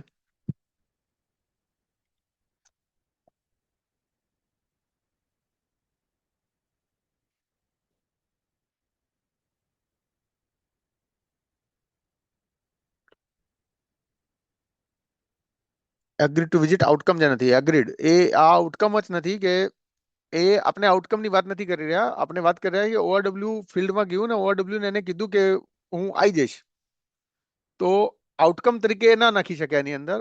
તો એ જ ક્વેશ્ચન છે કે એઆરટી સીએસસી કોર્ડિનેશન કમિટીની મીટિંગમાં શું ચર્ચા થવું જોઈએ, અને ડેટા મેનેજર તરીકે તમારું શું રોલ હશે, અને એને પાછો લાવવા માટે શું થવું જોઈએ નેક્સ્ટ સ્ટેપ. તો એગ્રી ટુ વિઝિટ આઉટકમ જે નથી એટલે એ આઉટકમ તો એ આપી નહીં શકશે. રિવિઝિટ કરવાનું થાય એને 3 દિવસે. એગ્રીડ છે તો રિયલમાં એગ્રીડ છે કે નહીં, ફક્ત એમ કહી દીધું કે આવી જઈશ અને એગ્રીડ કહી દીધું હોય. સેકન્ડ મીટિંગ ટાઈમ સ્ટેટસ શું છે રિયલમાં, એઆરટી પર આવી ગયું છે કે નહીં, એ બધું ચેક કરવાનું થાય. સાચી વાત છે. Next slide please. So basically agri to visit હોય તો મ્યુચ્યુઅલી ડિસાઇડેડ કર્યું હોય તો એને એ જોવાનું થાય કે પેશન્ટ ખરેખર આવ્યું કે નથી આવ્યું તો કેમ નથી આવ્યું, અને એને ફોલોઅપ વિઝિટ કરવાનું થાય. અને જો સીએસસી એ કહી દીધું હોય કે એઆરટી સીએસસી કોર્ડિનેશન મિટિંગની ચર્ચાની અંદર કે મારી પાસે આટલા લોકો એગ્રી ટુ વિઝિટ હતા પણ એ આવ્યા નથી, તો એને ફરીથી વિઝિટ કરવાની આપવાની થશે. એ ડિસ્કસ કર્યા પછી અને એના કારણ સમજવાના થશે, જેમ અમિતભાઈએ લખ્યું કે ભાઈ કારણ સમજવાના કે કેમ નથી આવ્યો, અને એને સોલ્યુશન આપણે આપવાનું. અને ફોલોઅપ એક્શન સીએસસી લેવલ પર કે એ ફિલ્ડમાં જશે, એને પૂછશે બી તમે એગ્રી થયા છે પણ તમે નથી આવ્યા તો હવે શું કારણ છે અને અમે તમને કઈ રીતે મદદ કરી શકીએ, એના બધું કરીને એનું એપ્રોપ્રિએટ સોલ્યુશન આપે. અને જો પેશન્ટને 3 વખત ટ્રાય કર્યા પછી બી પેશન્ટ આવતું નથી અને દરેક વખતે એગ્રી ટુ કામ જ કરે છે પણ ખરેખર આવતું નથી, તો આ પેશન્ટનું સ્ટેટસ એલએફયુ તરીકે જ રહેશે. એ પેશન્ટનું સ્ટેટસ તમે ચેન્જ નહીં કરી શકો. જે આઉટકમ છે આઉટકમ ચેન્જ નહીં થાય એની, એ પેશન્ટ એલએફયુ રહેશે ને તમારી પાસે પેન્ડિંગમાં જ બોલશે સીએસસી લેવલ પર. તો તમારે પ્રયત્ન વારંવાર કરવાના, અને એના પછી તમે સીએસસી એઆરટી સીએસસી કોર્ડિનેશન મિટિંગમાં એને ચર્ચા કરવાની કે પેશન્ટ એગ્રી થાય છે પણ નથી આવતું ને આ કારણ એને આપ્યા અને આ કારણ અમે આ સોલ્યુશન આપ્યા, તેમ છતાં થતું નથી. તો આવું જો કોઈ કેસ હોય તો એ તમારું એલએફયુ તરીકે જ રહી જશે. તમે એની એક ટાઈમ પર આવીને મ્યુચ્યુઅલ અન્ડરસ્ટેન્ડિંગથી ડિસ્કસ કરીને કે હવે આપણી પાસે જે બી સોલ્યુશન હતા તમામ આપણે આપી ચૂક્યા છીએ, તેમ છતાં પેશન્ટ નથી આવી રહ્યું, તો આપણે એની વિઝિટ ક્લોઝ કરી શકીએ અને એ પેશન્ટનું સ્ટેટસ એલએફયુ તરીકે જ રહેશે. પરંતુ અહીંયા હું એક વાત કહીશ કે જો તમે પ્રોપર રીતે એને ડોક્યુમેન્ટ કર્યો છે તો ક્યાંક ના ક્યાંક રસ્તો ખરેખર નીકળી જશે કે સીએસસી ના ઓઆરડબ્લ્યુ ના સમજાઈ શક્યા હોય તો પીસી સમજાવે કે પિયર કાઉન્સલર તરીકે કોઈ સમજાવે, અથવા તો એઆરટી ના કાઉન્સલર વાત કરે કે તમે એગ્રી થાવ છો તેમ છતાં કેમ નથી આવી રહ્યા, તો શું પ્રોબ્લેમ છે, શું તમારા મનમાં શંકા છે અને અમે તમને કઈ રીતે મદદ કરી શકીએ. તો ક્યાંક ના ક્યાંક રસ્તો ચોક્કસ નીકળશે, પણ એને એક શેર્ડ રિસ્પોન્સિબિલિટીની જેમ લેવાનું, ના કે ફક્ત એક ઓઆરડબ્લ્યુ નું કામ છે એમ ગણીને અને ઓઆરડબ્લ્યુ એગ્રી ટુ કામ ખોટું લખી દીધું છે એવું માનીને આપણે એને સ્ટોપ જ કરી દઈએ અને એગ્રી ટુ કામ છે અને આવતું નથી ને એલએફયુ તરીકે જ પડી રહે, તો એમાં અલ્ટિમેટ નુકસાન પ્રોગ્રામનું છે, સ્ટાફનું છે, પેશન્ટનું છે, એઆરટી સેન્ટરનું છે, બધાનું છે એકચ્યુઅલી. તો એ આપણે થોડું સમજવું જોઈએ કે આપણે એને કઈ રીતે ઇમ્પ્રૂવ કરીએ. Next slide.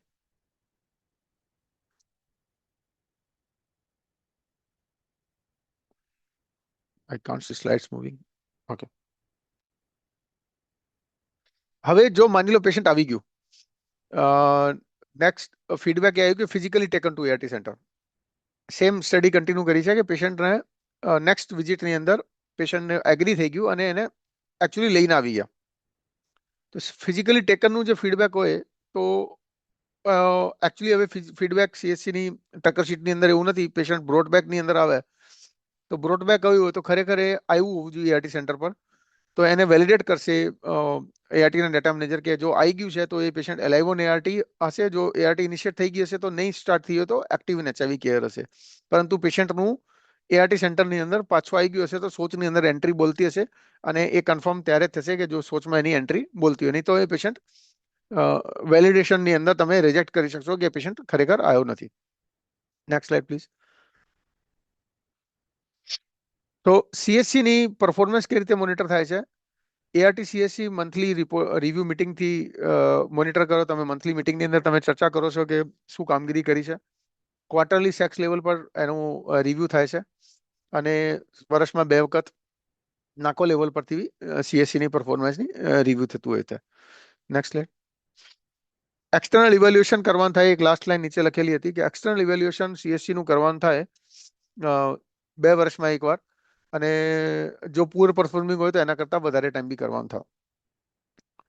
હવે એક સ્ટેટ ઓવરસાઇટ કમિટી બનાવવામાં છે. સ્ટેટ લેવલ પર સીએસસી ની ઓવરઓલ સ્ટેટની કામગીરી જોવા માટે એક ઓવરસાઇટ કમિટીની રચના કરવામાં આવે, જે સેક્સના જે પ્રોજેક્ટ ડાયરેક્ટર છે એ એના ચેરપર્સન હોય, અને એનું કામ છે મોસ્ટલી જોવાનું કે જે કેર એન્ડ સપોર્ટ સેન્ટરની પોલિસી છે, જેની ગાઈડલાઈન છે, એનું care and support centre implementation કરી રહ્યા છે કે નહીં.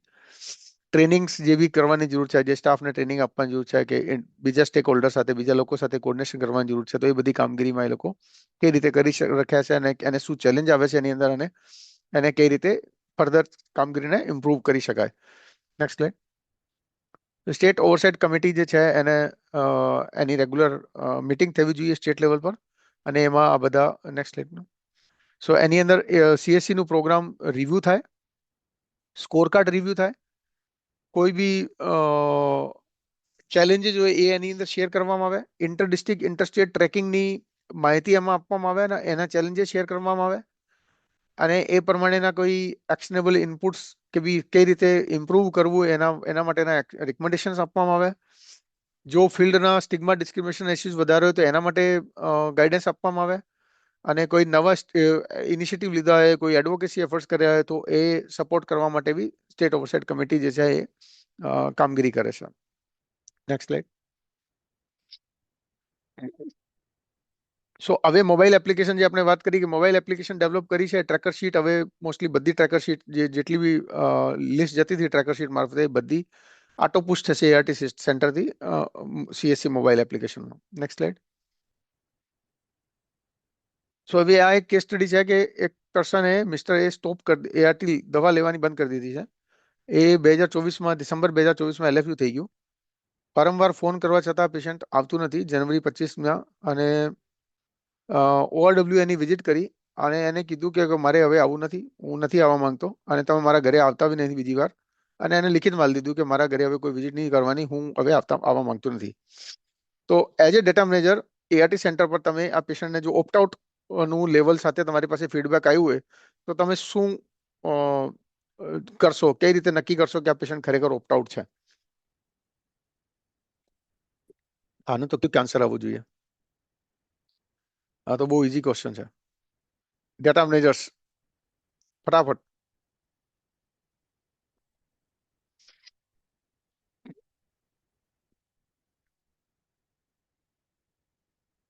ત્રણ વાગી ગયા છે ભાઈ. NACO prescribed field format required. Okay.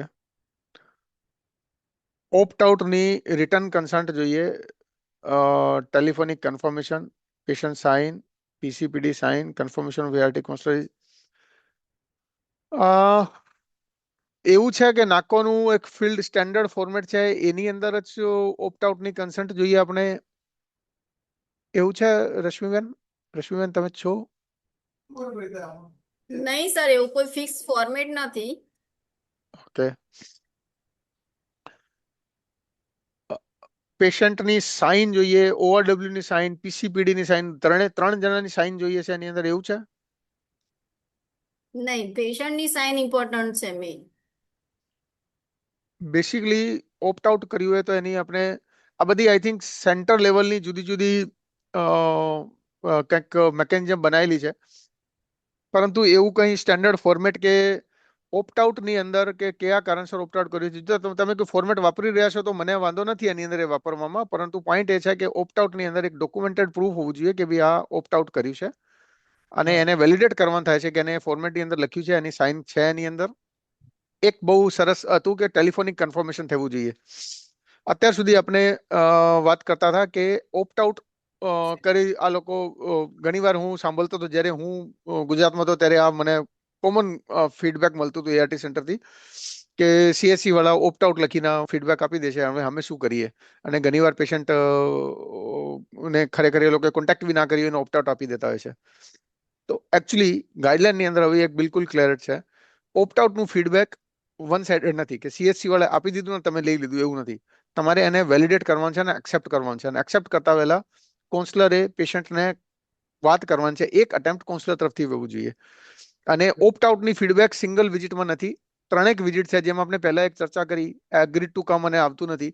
Same વસ્તુ છે કે તમે ત્રણેક વાર પેશન્ટ સાથે કોન્ટેક્ટ કરો છો, પિયર કાઉન્સલર, PC એ બધા ટ્રાય કરે છે, ORW એ બધા ટ્રાય કરે છે, કારણ સમજવાના સમજે છે કે કયા કારણસર ઓપ્ટ આઉટ થાય છે, અને એ કારણ માટે આપણી પાસે શું સોલ્યુશન છે કે જેથી કરીને ઓપ્ટ આઉટ ના થાય, એને આપણે સોલ્યુશન આપીએ છીએ.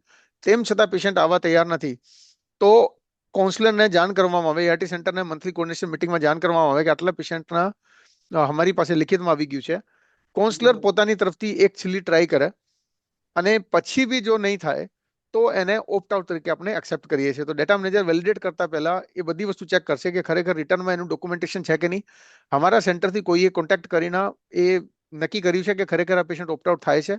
આ બધું કર્યા પછી એનું મતલબ એ થયું કે જ્યારે બી તમે ઓપ્ટ આઉટનું ફીડબેક એક્સેપ્ટ કરો છો એનું મતલબ એ છે કે તમે એગ્રી થાઓ છો કે આ પેશન્ટ ઓપ્ટ આઉટ થાય છે ને એની અંદર કંઈ પણ સોલ્યુશન નથી.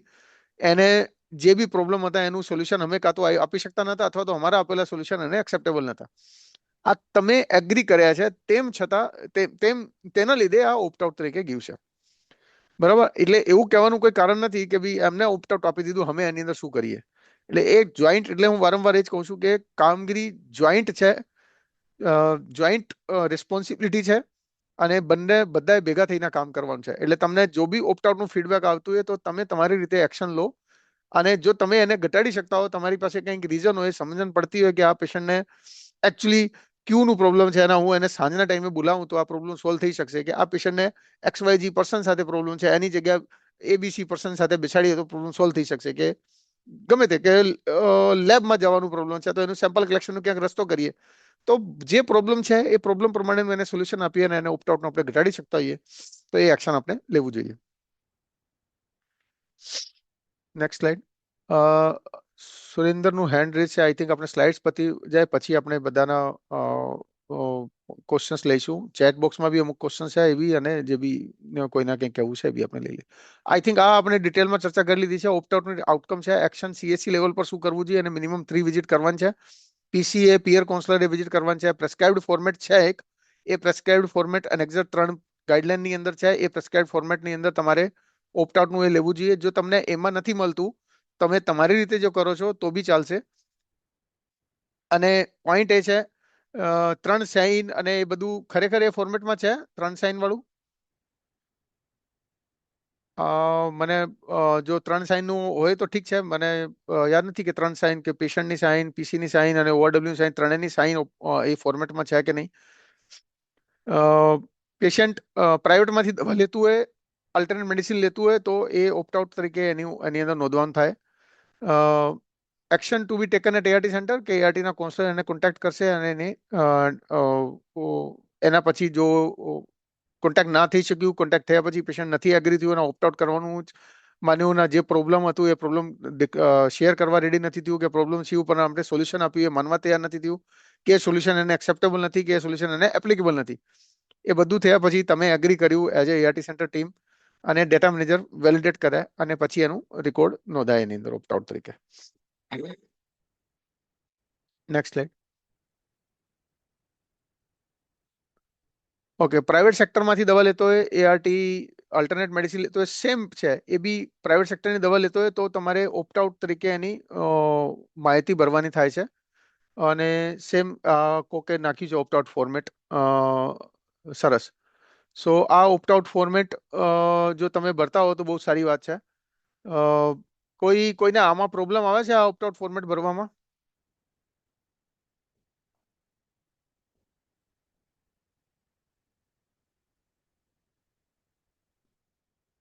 ચેટમાં તમે લખી શકો કે આની અંદર કંઈ કન્ફ્યુઝન હોય, કે આ માહિતી પૂરી મળતી નથી. કોઈ CSC ના સ્ટાફ જો જોઈન કર્યો હોય તો ઓપ્ટ આઉટ ફોર્મેટની અંદર જે માહિતી છે એ મળતી નથી, કે ભરવામાં પ્રોબ્લેમ આવે છે, તો તમે લખી શકો છો.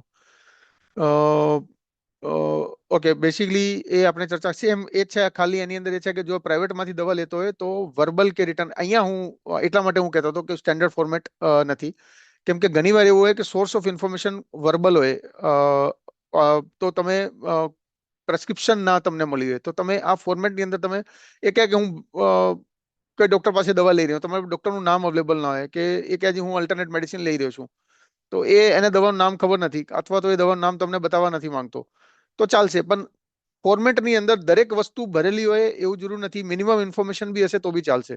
એટલા માટે હું કહેતો હતો કે સ્ટેન્ડર્ડ ફોર્મેટની અંદર જો તમને ના હોય, ઘણીવાર વર્બલ ઇન્ફોર્મેશન કે રિટર્ન કમ્યુનિકેશન પર હોય, તો તમે વર્બલ ઇન્ફોર્મેશન હોય તો તમે મિનિમમ ઇન્ફોર્મેશન આ ફોર્મેટની અંદર ભરીને કરી શકો છો. પણ પોઈન્ટ એ છે કે તમારે એક સ્ટેન્ડર્ડ કંઈક ને કંઈક ઇન્ફોર્મેશન રિટર્નમાં તમારે અપલોડ કરવી પડશે, તો જ તમારું એ એક્સેપ્ટ થશે ને આગળ વેલિડેશન થશે. તમે કંઈ બી નહીં આપો, ખાલી કહો જી મને વર્બલી ઓપ્ટ આઉટ કીધું છે, તો એ નહીં થશે. અને સોચની અંદર તમે આપણે ચર્ચા કરી લીધી ઓપ્ટ આઉટનું 3 documented efforts. Again counsellor part same વસ્તુ અહીંયા બી થશે, કે કાઉન્સલર એ ચેક કરશે કે ખરેખર એ પેશન્ટ બહારથી કોઈ દવા લઈ રહ્યું છે કે નથી, અને એના પછી એને વેલિડેટ કરવામાં આવશે. Next slide. So data sharing મેકેનિઝમની આપણે વાત કરીએ કે ડેટા સોચમાં જ્યારે એન્ટર થાય છે, એ આટોપુશ થાય છે મોબાઈલ એપ્લિકેશન પર, અને એના પછી પીસી એને સેગ્રીગેટ કરે છે, ડેટાને ડિવાઈડ કરે લિસ્ટમાં, અને એ અસાઇન કરે લિસ્ટ ડિફરન્ટ CLH કે ORW ને, અને એ ORW ફિલ્ડ વિઝિટ કરે, અને પછી એની આઉટકમ નોંધાય મોબાઈલ એપ્લિકેશનની અંદર, અને પીસી વેલિડેટ કરે પહેલા, અને પછી ART ને સબમિટ કરે, અને ART પછી એને વેલિડેટ કરે, અને ફાઇનલી વેરિફિકેશન વેલિડેશન પછી એનું CSC નું જે MPR છે કે સ્કોર કાર્ડ છે એ જનરેટ થાય.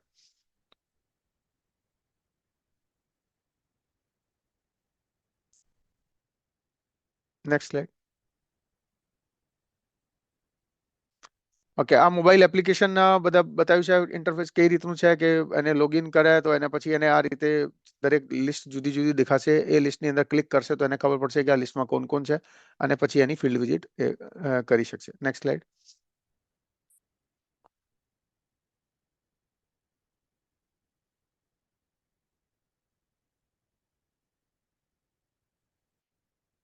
સો જ્યારે આ એક એક્ઝામ્પલ છે ડેથનું, કે તમે એઝ એ ડેટા મેનેજર તમે લોગિન કર્યું, CSC ટેબ પર ક્લિક કર્યું, લિસ્ટ વેલિડેટેડ બાય પીસી તમે ચેક કર્યું, એની અંદર આઉટકમ જોયું, અને આઉટકમની અંદર ડેથ છે, તો એક ડેથ સર્ટિફિકેટ છે. ડેથ સર્ટિફિકેટ માટે કોઈ એવું સ્ટેન્ડર્ડ ફોર્મેટ નાકો તરફથી નથી.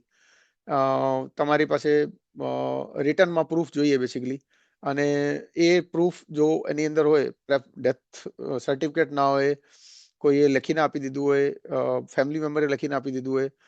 પહેલા આપણે ફોટા બી ચલાવી લેતા હતા કે ઘરમાં ફોટો લગાવેલું છે, એ ફોટોને ફૂલ પહેરાયેલું ફોટો લગાવેલું છે. હવે એ થોડું ટ્રિકી છે, કેમ કે તમે એ કરશો તો એની અંદર ચેલેન્જ આવી શકે, કેમ કે AI મારફતે બી હવે ફોટા બની જાય છે, એટલે એ થોડું ટ્રિકી છે. આમ તો AI મારફતે કદાચ લોકો ડેથ સર્ટિફિકેટ બી બનાવી લેશે, પણ એ બધી વસ્તુઓ તો બી થોડું ટ્રિકી હશે, એટલે એટલા માટે એની અંદર સાઇન સ્ટાફની ના એ બધી આપણે જોઈએ કે એ ડેથ સર્ટિફિકેટ વેલિડેટ કરે.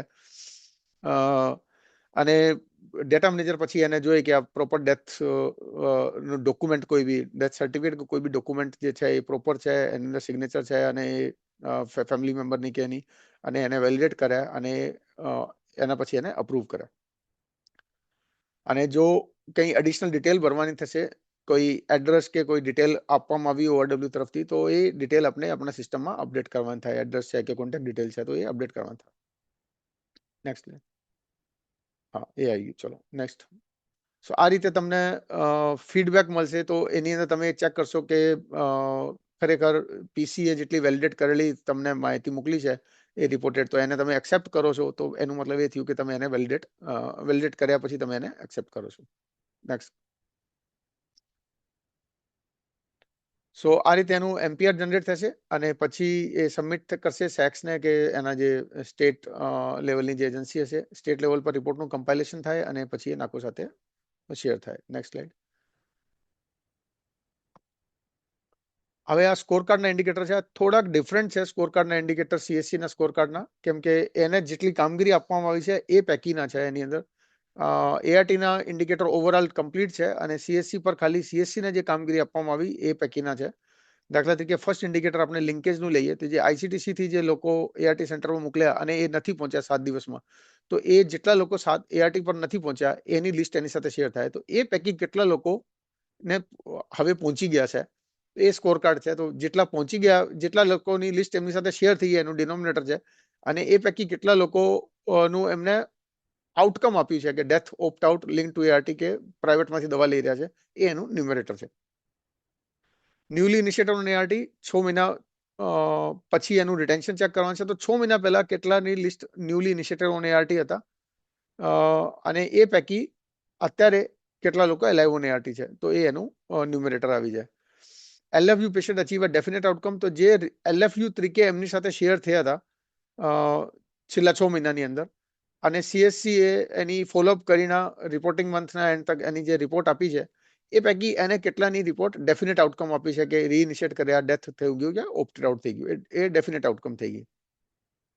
અનસપ્રેસ્ડ વાયરલ લોડ વાળી લિસ્ટ જે એમની સાથે શેર થઈ હોય 6 મહિના પહેલા, એ પૈકી કેટલાની વાયરલ લોડ થઈ ગયું છે વિધિન 6 મંથ, તો એ એનું વિધિન 6 મંથ જેટલાનું થયું ન્યુમેરેટર થઈ ગયું, જેટલી લિસ્ટ શેર થઈ હતી અનસપ્રેસ્ડની એ ડિનોમિનેટર થઈ ગયું. પ્રેગ્નન્ટ વુમેનની 32 to 36 વીકમાં વાયરલ લોડ કરવા માટેની કેટલી લિસ્ટ એમની સાથે શેર કરી, એ ડિનોમિનેટર, અને એ પૈકી કેટલાનું વાયરલ લોડ થયું એ numerator. Next slide. HIV expose infant ને ડિફરન્ટ લેવલ પર ટેસ્ટિંગ સર્વિસીસ આપવા માટે EID એલ્ગોરિધમ પ્રમાણે ડ્યુરિંગ કરંટ ફાઇનાન્શિયલ યર જેટલા બી બાળકો 6 વીક 6 12 18 મંથ કે 3 મંથ પોસ્ટ બ્રેસ્ટ ફીડિંગ વાળા પીરિયડમાં કોઈ બી બાળક હતા એ બધા બાળકોની ટોટલ લિસ્ટ ડિનોમિનેટર થઈ જાય કે જે લિસ્ટ આ કરંટ ફાઇનાન્શિયલ યરમાં આપી હોય અને એ પૈકી કેટલાનું ટેસ્ટિંગ થયું હોય ન્યુમરેટર થઈ જાય. થર્ડ લાઇન ART વાળા કેટલા લોકો 6 મહિના પહેલા જેની થર્ડ લાઇન ART સ્ટાર્ટ થઈ હોય એની કેટલા લોકો હતા અને એ પૈકી કેટલાનું વારલોડ થયું છે એ એનું ન્યુમરેટર થઈ જાય. ઇલિજિબલ કોન્ટેક્ટ ઇન્ડેક્સ ટેસ્ટિંગ ની અંદર જે આપણે વાત કરી કે જેના સ્પાઉસ કા કે પાર્ટનરના કે ચિલ્ડ્રનના કે 18 મહિનાથી નાનું બાળક હોય તો એના બાયોલોજીકલ પેરેન્ટની ટેસ્ટિંગ ના થઈ હોય, મોર દેન 18 મંથ અને લેસ દેન 19 યરનું બચ્ચું હોય તો એના બાયોલોજીકલ પેરેન્ટની જો ટેસ્ટિંગ ના થઈ હોય તો એ બધા ઇન્ડેક્સ ટેસ્ટિંગની અંદર ઇલિજિબલ કોન્ટેક્ટ થઈ જાય. તો એ ડિનોમિનેટર થઈ જાય અને એ પૈકી કેટલાની ટેસ્ટિંગ થઈ જાય ન્યુમરેટર થઈ જાય. ફિર એના પછી છે આપણે મંથલી કોર્ડિનેશન મીટિંગ કેટલી કરી છે, એના મીટિંગના મિનિટ્સ બન્યા છે કે નહીં, અને મોબાઈલ એપની અંદર કેટલા લોગિન આઈડી ક્રિએટ કરવામાં આવે છે અને એ ખરેખર કેટલું એનું યુઝ થાય છે. તો આ રીતે આ 10 ઇન્ડિકેટર છે CSC ના સ્કોર કાર્ડના. Next slide.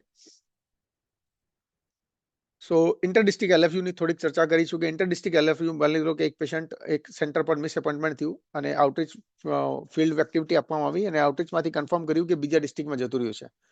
તો ART સેન્ટર એની રિસ્પોન્સિબિલિટી છે કે જેના પેશન્ટ છે એને માઇગ્રેશનની ડિટેલ CSC તરફથી મળી તો એને ફીડબેકને વેલિડેટ કરશે એક અઠવાડિયાની અંદર. અને જો એને જ્યારે ફીડબેક વેલિડેટ કરશે એનું મતલબ એ થયું કે જ્યાર સુધી માઇગ્રેશનની ડિટેલ એમના માઇગ્રેટેડ લખીને આપે તો એ નહીં ચાલે. એને ડિસ્ટ્રિક્ટનું નામ આપવું જોઈએ એટલીસ્ટ મિનિમમ. જો ડિસ્ટ્રિક્ટનું નામ એને મળ્યું હોય તો જ આપણે એને અને ડિસ્ટ્રિક્ટ એની અંદર સિટીનું નામ એ બધી ડિટેલ મળી હોય તો બહુ સારું, પણ ડિસ્ટ્રિક્ટનું નામ મિનિમમ મળવું જોઈએ. તો district specific line list generate કરશે જ્યારે એને ફીડબેક વેલિડેટ કરશે તો district specific line list generate કરશે અને એ લાઇન લિસ્ટ કન્સર્ન ડિસ્ટ્રિક્ટના ART સેન્ટર સાથે શેર કરશે. અને નેક્સ્ટ સ્લાઇડ. અને પછી એ લિસ્ટમાંથી જ્યારે ART સેન્ટર B ને એ લિસ્ટ મળશે તો એ ચેક કરશે કે મારા ત્યાં આ લિસ્ટ આવી છે તો ખરેખર આમાંથી અમુક લોકો કદાચ બીજા નામથી કે બીજા આઈડીથી મારી સાથે મારી પાસે દવા લઈ રહ્યા હોય, સાયલેન્ટ ટ્રાન્સફર્સ કોઈ હોય, એ પોતાના રેકોર્ડની અંદર પહેલા ચેક કરશે અને સોચમાંથી મિસમેચ જે બી મળ્યું હોય એ અપડેટ કરશે અને એ ART સેન્ટર એને જણાવશે અને બાકીના જે રહી જશે એની ફિલ્ડ વિઝિટ પોતાના CSC ને આપી દેશે ART સેન્ટર B અને વિધિન એક અઠવાડિયાની અંદર એને એ કામગીરી પોતાના CSC ને આપી દેવાની થશે. Next slide. અને CSC પછી આઉટરીચ કરશે અને ફીડબેક એને ART સેન્ટર B અને એને મળી જશે. હવે આ ઇન્ટરસ્ટેટ LFU છે તો ઇન્ટરસ્ટેટ LFUમાં સેક્સનું રોલ આવી જાય કે એક ART સેન્ટર પોતાના જ્યારે ફીડબેક મળ્યું કે એ પેશન્ટ બીજા સ્ટેટમાં જતું રહ્યું છે, બીજા રાજ્યમાં જતું રહ્યું છે, તો એની અંદર પોતાના સ્ટેટ સેક્સ સાથે કોર્ડિનેટ કરશે. સેક્સ લેવલ પર એની લિસ્ટ કમ્પાઇલ થાય અને એની અંદર કમ્પ્લીટ એન્ટ્રી હોય, માઇગ્રેશનની ડિટેલ હોય કમ્પ્લીટ અને ટ્રાન્સફર આઉટ ફેસિલિટેટ કરવાનું થાય. તો ART સેન્ટર આખી કમ્પ્લીટ ડિટેલ ભરીને સેક્સને આપે, સેક્સ લિસ્ટ કમ્પાઇલ કર્યાના જે તે સ્ટેટના સેક્સને આપે અને પછી એ પોતાના ART સેન્ટર પર એને ચેક કરાવીને અને પોતાના CSC થી એની વિઝિટ કરાવીને ફરીથી એને ફીડબેક આપે જેથી કરીને લૂપ ક્લોઝ થઈ શકે. Next slide. Official transfer out થયું હોય અથવા તો પેશન્ટ ટ્રાન્ઝિટમાં દવા લેતો હોય, દરેક વસ્તુની અંદર કોર્ડિનેશનની જરૂર પડે. માની લો કે પેશન્ટ ટ્રાન્ઝિટમાં દવા લઈ રહ્યું છે પણ ત્યાં ઓફિશિયલી એનરોલ થયું નથી તો પેશન્ટને કાઉન્સેલિંગ કરવામાં આવે, એને ટ્રાન્સફર આઉટ ઓફર કરવામાં આવે, એને સમજાવવામાં આવે કે તમે અહીંયા ટ્રાન્સફર થઈ જશો તો તમને શું બેનિફિટ થશે. પાછળના ડિસ્પેન્સેશન રેકોર્ડ કરવામાં આવે અને પછી જો એ એગ્રી થઈ જાય તો એને અહીંયા ટ્રાન્સફર ઇન લઈ લે અને કન્સર્ન સ્ટેટને ઇન્ફોર્મ કરી દે કે આ પેશન્ટ અહીંયા ટ્રાન્સફર થઈ ગયું છે અને પછી પહેલા એનું એન્ટ્રીને ડીડુપ્લિકેટ પેલું જે ડીએક્ટિવેટ કરી દે. Next slide. ડીએક્ટિવેટ ક્યારે કરવાનું થશે કે જો પેશન્ટ ડુપ્લિકેટ એન્ટ્રીથી થઈ ગયું અને જો સેમ એન્ટ્રી પર જ એને ઇન ટ્રાન્ઝિટમાં હતું, જેમ આ સ્લાઇડની અંદર ઇન ટ્રાન્ઝિટ કેસ હતું, તો તમે ટ્રાન્સફર આઉટ કરશો ને પેલો ટ્રાન્સફર ઇન તરીકે એક્સેપ્ટ કરી લેશે. પરંતુ જો પેશન્ટ ઓલરેડી ત્યાં દવા લેતો હશે તો પછી એને જૂના સેન્ટરવાળાએ કન્ફર્મ કરીને ટ્રાન્સફર આઉટ કરીને ડીએક્ટિવેટ કરવાનું થશે. તો basically care and support centre community based outreach support આપે છે, એડરન્સ રિટેન્શન ઇમ્પ્રૂવ કરવા માટે આપે, મંથલી કોર્ડિનેશન મીટિંગ રેગ્યુલર થવી જોઈએ, મંથલી પરફોર્મન્સનું રિવ્યુ ART મેડિકલ ઓફિસર એવી કરવું જોઈએ અને એને ઇમ્પ્રૂવ કરવા માટેના એને સૂચન આપવા જોઈએ. અને ORW ને ART સેન્ટર પર તમે રોટેશન પર રાખી શકો, પ્રોવાઇડેડ કે તમને ઓવરઓલ કામગીરીની અંદર મદદરૂપ થાય કોર્ડિનેશન, ART CSC કોર્ડિનેશન અને LFU રિડ્યુસ કરવામાં.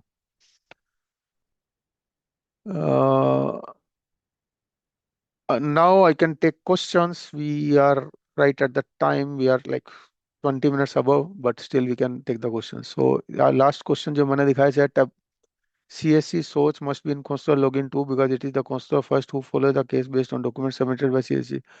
આ ફીડબેક અમે આપી દઈશું સોર્સ ટીમને કે CSC ના જે ટેબ છે એ કોન્સ્ટરના લોગિનમાં બી દેખાય.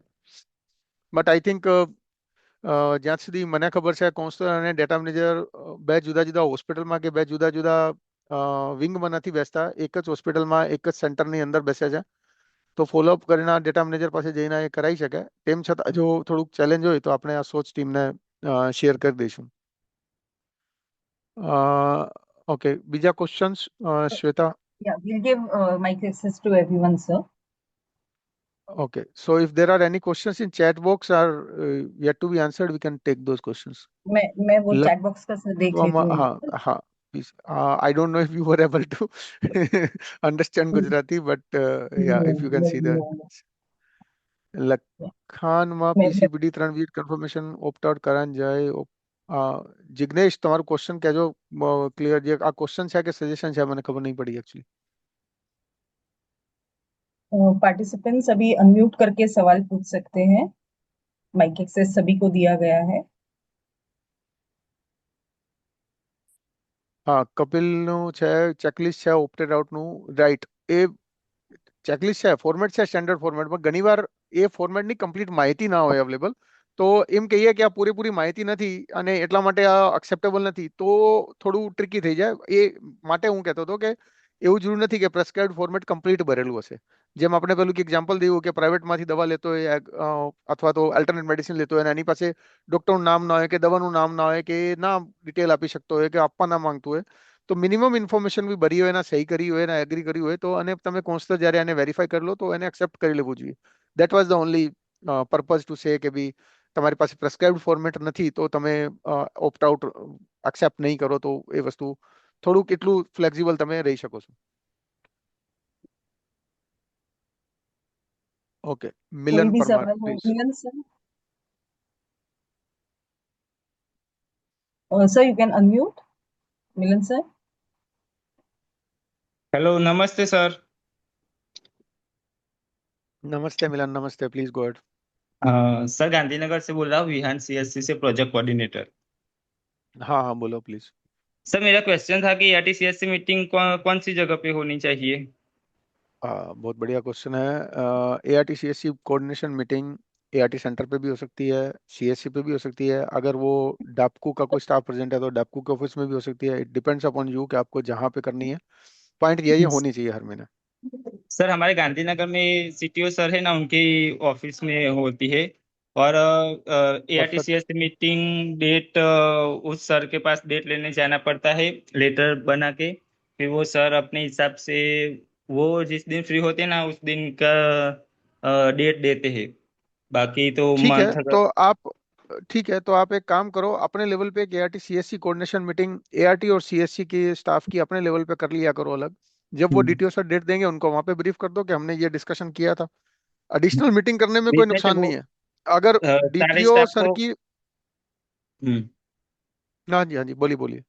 सारे स्टाफ को वहाँ वो अपने GMC ऑफिस में बुलाते हैं, फिर वहाँ मीटिंग होती है. और वो सर हाजिर नहीं होते ना तो उनके अध्यक्ष स्थान पे वो किसी दूसरे सर को भेज देते हो. उनको तो HI के बारे में ज्यादा कुछ पता भी नहीं होता, LFU क्या है, मिस क्या है, वो सब भी पता नहीं होता. ऐसे सर हमारा रिव्यू लेते हैं. ठीक है, मेरा पॉइंट ये है, देखो कोई भी नया मुझे आएगा तो, हाँ मुझे जी, एक आप पहले घंटे पूरा कर पहले लो, मैं जाके फिर बाद उनको में बोल. मुझे एक घंटे पहले जाके उनको सब बताना पड़ता है कि हमारे यहाँ ये काम होता है, LFU का मतलब ये होता है, मिस का मतलब ये होता है. जो आप फीडबैक होते हैं, ब्रॉडबैक, एग्री टू विजिट, वो सब भी उनको समझाना पड़ता है. फिर वो हमारा रिव्यू लेते हैं. और वो अच्छी बात वो है. फिर क्या हमें सजेस्ट कर पाएंगे कि हमें आगे क्या काम करना है, कैसे इम्प्रूवमेंट करना है. मिलन हो गया आपका? आपकी बात पूरी या मैं वेट करूं अभी? हाँ सर। हाँ, तो थैंक यू, आपने बहुत अच्छे से आपकी आपकी बात को शेयर किया। ये रियल चैलेंज है, प्रैक्टिकल फील्ड लेवल का चैलेंज है। मैं समझ सकता हूँ, कोई आदमी नया होगा तो उसको नहीं पता होगा, बट मैं इसको एक दूसरे एंगल से देखता हूँ। हम्म। डिस्ट्रिक्ट टीबी एचआईवी ऑफिसर जो हैं वो डिस्ट्रिक्ट के टीबी और एचआईवी प्रोग्राम के लाइजन ऑफिसर हैं। उनको वो आपको हेल्पफुल हो सकते हैं बहुत सी चीजों में, अगर आप उनको अपने प्रोग्राम के बारे में ठीक से बताओगे। अगर उनको पता चलेगा कि इनकी क्या प्रॉब्लम्स हैं और मैं इनको कहाँ हेल्पफुल कर सकता हूँ, वो अपनी कैपेसिटी में बहुत सी चीजों में आपको हेल्प कर सकते हैं। से फॉर एग्जांपल, आपके हॉस्पिटल के अंदर टीबी के साथ लिंकेज में प्रॉब्लम है, आपका डायग्नोसिस में प्रॉब्लम आ रहा है, सीबी नेट टेस्टिंग नहीं हो रहा, या एक्सरे नहीं हो रहा, या वहाँ क्यू है, या पेशेंट वहाँ जा नहीं रहा, या वो दूर पड़ रहा है, कोई और प्रॉब्लम आ रहा है किसी तरीके का। तो जब आप उनको अपनी प्रॉब्लम्स, इस वजह से आपका लॉस टू फॉलोअप ज्यादा है, तो जब आप उनको अपनी प्रॉब्लम्स बताओगे, तो मैंने जस्ट एक एग्जांपल दिया है, मैं ये नहीं कह रहा कि सिर्फ यही एक रीजन होगा जहां पर वो हेल्प कर सकेंगे। आपको सीपीटी चाहिए, आपको टीपीटी चाहिए, आपको टीबी की दवाई चाहिए, बहुत से ऐसी चीजें हो सकती हैं। इवन अगर वो एक senior level district TB HIV officer जो है वो क्लास 1 ऑफिसर होते हैं, और वो एक senior district public health officer होते हैं, तो वो बहुत सी चीजें ऐसी हैं जिसके अंदर वो आपको सपोर्ट कर सकते हैं, आपको सॉल्यूशन लाने में हेल्प कर सकते हैं। अगर आपको थोड़ा पेन लेना पड़ रहा है उनको बात को समझाने में, उनकी बायन लेने में, उनको उनको प्रोग्राम के बारे में समझाने में, और आपके प्रोग्राम को रिव्यू करने में, तो मैं नहीं समझ रहा कि उसके अंदर कोई नुकसान है। मुझे बल्कि ये लग रहा है कि उससे फायदा होगा आपको। लेकिन जो आपका मेन चैलेंज, जो आपने शुरू में बताया कि आपको प्रॉब्लम कहाँ आ रही है, कि अगर वो अवेलेबल नहीं है तो वो मीटिंग की डेट नहीं मिल रही है, महीने में मीटिंग नहीं हो पा रही है, अगर उसकी वजह से आपकी मीटिंग डिले हो रही है, तो आप अपनी नोडल अफसर या मेडिकल अफसर की तरफ से ये एक रिक्वेस्ट डाल सकते हो कि एआरटी सीएससी कोऑर्डिनेशन मीटिंग एक रेगुलर आपकी हो जाए। जब वो डिस्ट्रिक्ट डीटीओ के प्रेजेंस में हो तो वो एक दूसरी मीटिंग हो जाए, फिर वो सेपरेट मीटिंग हो जाएगी भले, लेकिन आपकी मीटिंग जो है मंथली डिस्टर्ब ना हो। एक चीज ये कर सकते हो। दूसरा, आप उनको इस बारे में सेंसिटाइज कर सकते हो अपने सेक्स के साथ, अपने एसआर रिप्रेजेंटेटिव के साथ, कि ये मंथली मीटिंग होनी जरूरी है। तो अगर वो नहीं है तो या तो वो किसी को असाइन कर दें, और या फिर वो एआरटी सीएससी को रेगुलर करने दें, और उनके साथ एक क्वार्टरली मीटिंग हो जिसमें 3 महीने की समरी उनके सामने प्रेजेंट हो जाए, कि 3 महीने में एआरटी सीएससी कोऑर्डिनेशन की ये चर्चाएं हुई और ये चैलेंजेस थे, और इसका ये उनके लेवल पे कोई एक्शन लेने वाला बाकी है तो उनके लेवल की बात ही वहां उनके साथ हो, क्योंकि वो एक सीनियर ऑफिसर है। आप अपने लेवल पे इस तरीके के डिसीजन ले सकते हो। ART CSC coordination meeting monthly होनी चाहिए। नाको की गाइडलाइन ये कहती है कि उसमें एआरटी का मेडिकल ऑफिसर होना चाहिए, और एआरटी और सीएससी का स्टाफ होना चाहिए। डापकू का पहले बहुत बड़ा रोल था, जब ये कहते थे कि डापकू ने विजिट्स असाइन करनी है सीएससी को, या आउटरीच एजेंसीज मल्टीपल होती थी टीआई। अब मोस्टली आउटरीच का काम सिर्फ एक ही सेंटर का है, केयर एंड सपोर्ट सेंटर का ही है। तो और वो ऑटो पुश हो रहा है, अब उसमें कोई असाइन करने वाला सिस्टम नहीं है। सीएससी के पास आ गया, सीएससी के पीसी ने आउटरीच वर्कर को दे देना है, तो कहीं ना कहीं वो वाला रोल डापकू का कहीं कम हो गया है। लेकिन मैं फिर भी कहूंगा डापकू का अभी भी बहुत बड़ा रोल है, डीटीओ का अभी भी बहुत बड़ा रोल है, specifically inter district inter state coordination में, सोशल स्कीम्स के बेनिफिट में, पेशेंट को हॉस्पिटल के अंदर कोऑर्डिनेशन एस्टेब्लिश करवाने में, बहुत सी जगह पे आपको वो हेल्पफुल रहेंगे। टीबी डिपार्टमेंट के साथ लिंकेज के लिए, एनसीडी के साथ लिंकेज के लिए। तो आई थिंक उनको लूप में रख के आपको बेनिफिट होगा, प्रोवाइडेड कि आप उनको अपनी बात समझा पा रहे हो। मैं आपका चैलेंज समझ पा रहा हूँ कि अगर वो नहीं टाइम दे पा रहे हैं और आपका जो डिस्कशन है वो डाइवर्ट हो रहा है, अलग डायरेक्शन में जा रहा है, तो आपको क्या करना पड़ेगा, उनको सेंसिटाइज करना पड़ेगा, एक सेपरेट मीटिंग करके उनको सेंसिटाइज करना पड़ेगा, उन्हें आपकी नीड समझानी पड़ेगी। आप सैक से अपने सीनियर ऑफिसर्स को लेके जाओ, आपकी एसआर टीम से सीनियर ऑफिसर्स को लेके जाओ, एक सेंसिटाइजेशन मीटिंग करो उनके साथ, उनको इंपॉर्टेंस समझाओ, और उनको बताओ कि एआरटी सीएससी कोऑर्डिनेशन मीटिंग अगर एआरटी और सीएससी के लेवल पे हो जाए, और ब्रीफिंग उनके साथ क्वार्टरली हो जाए, तो वो उनको भी हेल्पफुल रहेगी और आपको भी हेल्पफुल रहेगी। ऐसा भी आप कर सकते हो। ऑलरेडी सर आपको मीटिंग होती है हर महीने, उसमें ये सब हम चर्चा कर लेते हैं डीटीओ साहब के अध्यक्ष स्थान में। पर ये एआरटी सीएससी बढ़िया। कोऑर्डिनेशन मीटिंग में जो एआरटी और सीएससी का जो कोऑर्डिनेशन होना चाहिए ना, वो प्रॉपर तरीके से फिर हम्म। नहीं हो पाता। तो तो मेरा मैं तो वही यही कह रहा हूँ, सजेशन है उसके लिए आपको कि उनको सेंसिटाइज करना पड़ेगा। एआरटी सेंटर पे हो, और सिर्फ एआरटी और सीएससी का स्टाफ हो। आपको में जो सर आते हैं वो भी आते हैं, और एब्सोल्युटली। वो हाजिर है तो एआरटी वो काफी। हमारे यहाँ तो नहीं, सर आईसीटीसी काउंसिलर को बुलाते हैं, एसएस के मैनेजर को बुलाते हैं, एसटीआई काउंसिलर को बुलाते हैं। वो शायद शायद उनको वो दो दो अलग अलग मीटिंग को कंफ्यूज कर रहे हैं। एक एआरटी सीएससी कोऑर्डिनेशन मीटिंग है, और एक ओवरऑल डिस्ट्रिक्ट के एचआईवी प्रोग्राम की कोऑर्डिनेशन मीटिंग है। तो कहीं ना कहीं वो सेंसिटाइजेशन की जरूरत है। वही मैं आपको कह रहा हूँ, आपको सेक्स ऑफिसर को और आपके एसआर रिप्रेजेंटेटिव को साथ में लेके उनको सेंसिटाइजेशन करना पड़ेगा। ये दो अलग अलग मीटिंग है। जहां आप आईसीटीसी को भी बुला रहे हो, एसएसके को बुला रहे हो, वो सारी एक नहीं सेपरेट सर, वो मीटिंग है जहां पे। डाप्को मीटिंग में तब बोला था, डाप्को मीटिंग हर महीने होती हाँ ही है। हाँ फिर हाँ, तो वो एआरटीसीएससी मीटिंग में भी उन लोगों को इन्वॉल्व करते हैं। मैं वही कह रहा हूँ मिलन, आपको आपको इसके लिए मेरे साथ अपन यहाँ 2 घंटे और इस बात पे चर्चा करेंगे तो सोल्यूशन नहीं निकलेगा, वो यहाँ नहीं है। आप मुझे बता दोगे, मैंने आपको बता दिया, आप ये कर सकते हो। उसके बाद करने का नेक्स्ट स्टेप क्या होगा कि आपको सैक्स को और आपके एसआर रिप्रेजेंटेटिव को लेके वहां पे मीटिंग करवानी पड़ेगी, तो वो ओके सोल्यूशन सर। निकल पाएगा। Shweta has a hand raise. Yes, sir. If we can move ahead with other हाँ, questions. Milan sir, thank you. Uh, और कोई किसी के सवाल हो तो प्लीज आप अनम्यूट कर लीजिएगा, माइक अनम्यूट हेलो करके आप सर। सवाल पूछ सकते डाप्को हैं। मीटिंग में भी डेटा शेयरिंग कर सकते हैं, ज्योति बहन का ये कमेंट है। हाँ बिल्कुल, डेटा डाप्को मीटिंग में भी डेटा शेयर कर सकते हैं, वही मैं कह हेलो। रहा था आपको, डाप्को मीटिंग में आप कर सकते। हाँ जी। हाँ सर, भार्गव बोल रहा हूँ सुरेंद्रनगर से। हाँ बोलो बोलो भार्गव बोलो। સર એક જો સીએસસી નું જે ફીડબેક વાળું જે કોલમ છે ને સર, એમાં ડેટા વધતા જ જાય છે વધતા જ જાય છે. અત્યારે મારે 800 પેશન્ટ દેખાય છે.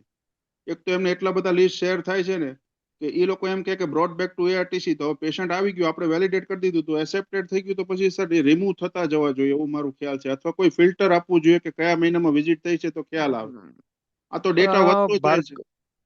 ભાર્ગવ, મને છે ને થોડુંક ક્વેશ્ચનની થોડી ક્લેરિટી નહીં આવી, કારણ કે હવે ટ્રેકર શીટ વાળું તો સિસ્ટમ રહ્યું નથી, ના પણ સર સોચમાં બ્રોડબેક જે વાળું આઉટકમ નથી કોઈ. એવું નહીં, સોચમાં જે આપણે એમનો જે લિસ્ટ શેર થાય છે ને, ઓટોપુશ જે થાય છે એમાં એ લોકો ફીડબેક આપે છે.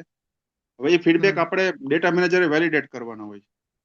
એ હમ પેશન્ટનું લિસ્ટ એમને વધતું જ જાય છે ક્યુમ્યુલેટિવ. અત્યારે મારી પાસે 800 પેશન્ટ છે, તો જે ડેફિનેટ આઉટકમ છે, માનો કે ડેથ થઈ ગયું, તો પછી એ લિસ્ટમાંથી રિમૂવ થવા જોઈએ, અથવા કોઈ ફિલ્ટર આવવું જોઈએ કે મારે એલએફયુ જ પરફેક્ટ જોવા છે કે એલએફયુ ની કેટલી વિઝિટ થઈ, તો હું જોઈ શકું કે ભાઈ આટલા મહિનામાં આ પેશન્ટમાં આટલા પેશન્ટની વિઝિટ થઈ, તો મને ખ્યાલ આવે. આમાં કોઈ ફિલ્ટર નથી, કશું જ નથી. એમના પેજીસ તમારે ચેન્જ કરતા કરતા જોતું રહેવાનું.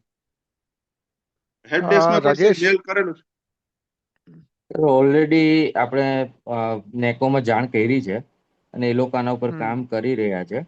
એટલે અને ભાર્ગવ, શું એનું એટલે એમ કહેવા માંગો છો કે જેનું કામ થઈ ગયું, વેલિડેટ બી થઈ ગયું, તો બી એ પેશન્ટ ત્યાં લિસ્ટમાં હા, એટલે હા એકચ્યુઅલી શું છે, રહે છે? સોચમાં ઉપર જે ટેબ આવે ને સીએસસી ની, એ ટેબ હમ હમ કન્ટિન્યુઅસલી વધારે જેટલા પણ ક્લાયન્ટ સીએસસી ફીડબેક આપે ને, એટલે એમાં ટેબ અલગ અલગ જનરેટ થાય. હાલમાં એમને ત્યાં 3 ટેબ બતાવે છે, CSC CSC CSC.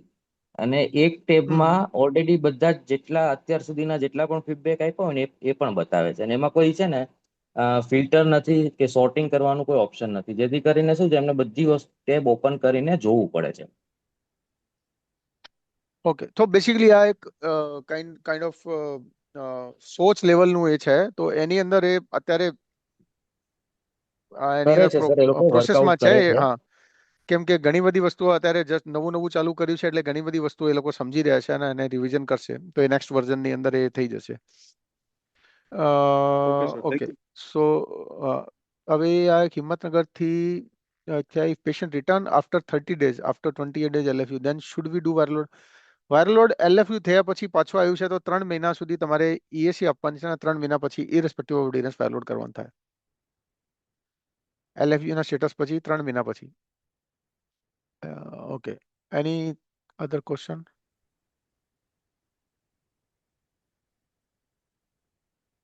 Sir, I don't think there are any questions. Thank you so much for your time and thank you for facilitating this important session. Thank you, Dr. Rashmi ma'am, for joining thank us you. for this session. Thank you. Ma'am, Thank you, Shweta. yeah, ma'am, any closing remarks from your end? No. Okay. Thank you so much, Rashmi ma'am. Ma'am, આ ગાંધીનગર વાળાનું રાજેશ અને Rashmi ma'am, હું તમારી સાથે આ હા liberty લઈ શકું, તમે તમારા બંને જોડે મેં કામ કર્યું છે એટલે હા આ હા સર. ગાંધીનગરનું પ્રોબ્લેમ એમનું મિલનભાઈનું જરા જોજો કે એમને ક્લેરિટી કરાવો ડીટીઓ અને, જેથી કરીને એમનું ART-CSC કોર્ડિનેશન અને ડાબકો મીટિંગ બે જુદી જુદી થાય. બંને મીટિંગમાં બધા આવે પછી મીટિંગ ડિલે થાય, આ બધા પ્રશ્નો હોય તો તમે તમારા લેવલ પર સેન્સિટાઇઝેશન કરવું હોય, ટ્રેનિંગ મીટિંગ કરવી હોય તો એ કરી જુઓ. હા સર. હા, okay, thank you. Thank you. Sir, we'll quickly run the feedback poll.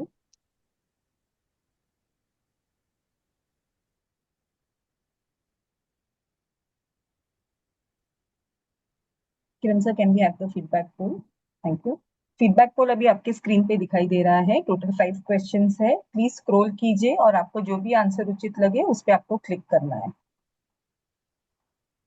सभी ARTC से रिक्वेस्ट है कि RDLS सेशन ये हर महीने फर्स्ट वेडनेसडे को 2 से 3 बजे प्लान होता है। ये आप ही के लिए होता है, आपके ट्रेनिंग के लिए होता है, तो प्लीज ये सेशन ज्वाइन कीजिए। हर बुधवार हर महीने के फर्स्ट बुधवार को 2 से 3 ये सेशन प्लान होता है। Requesting all participants to please attempt the feedback poll.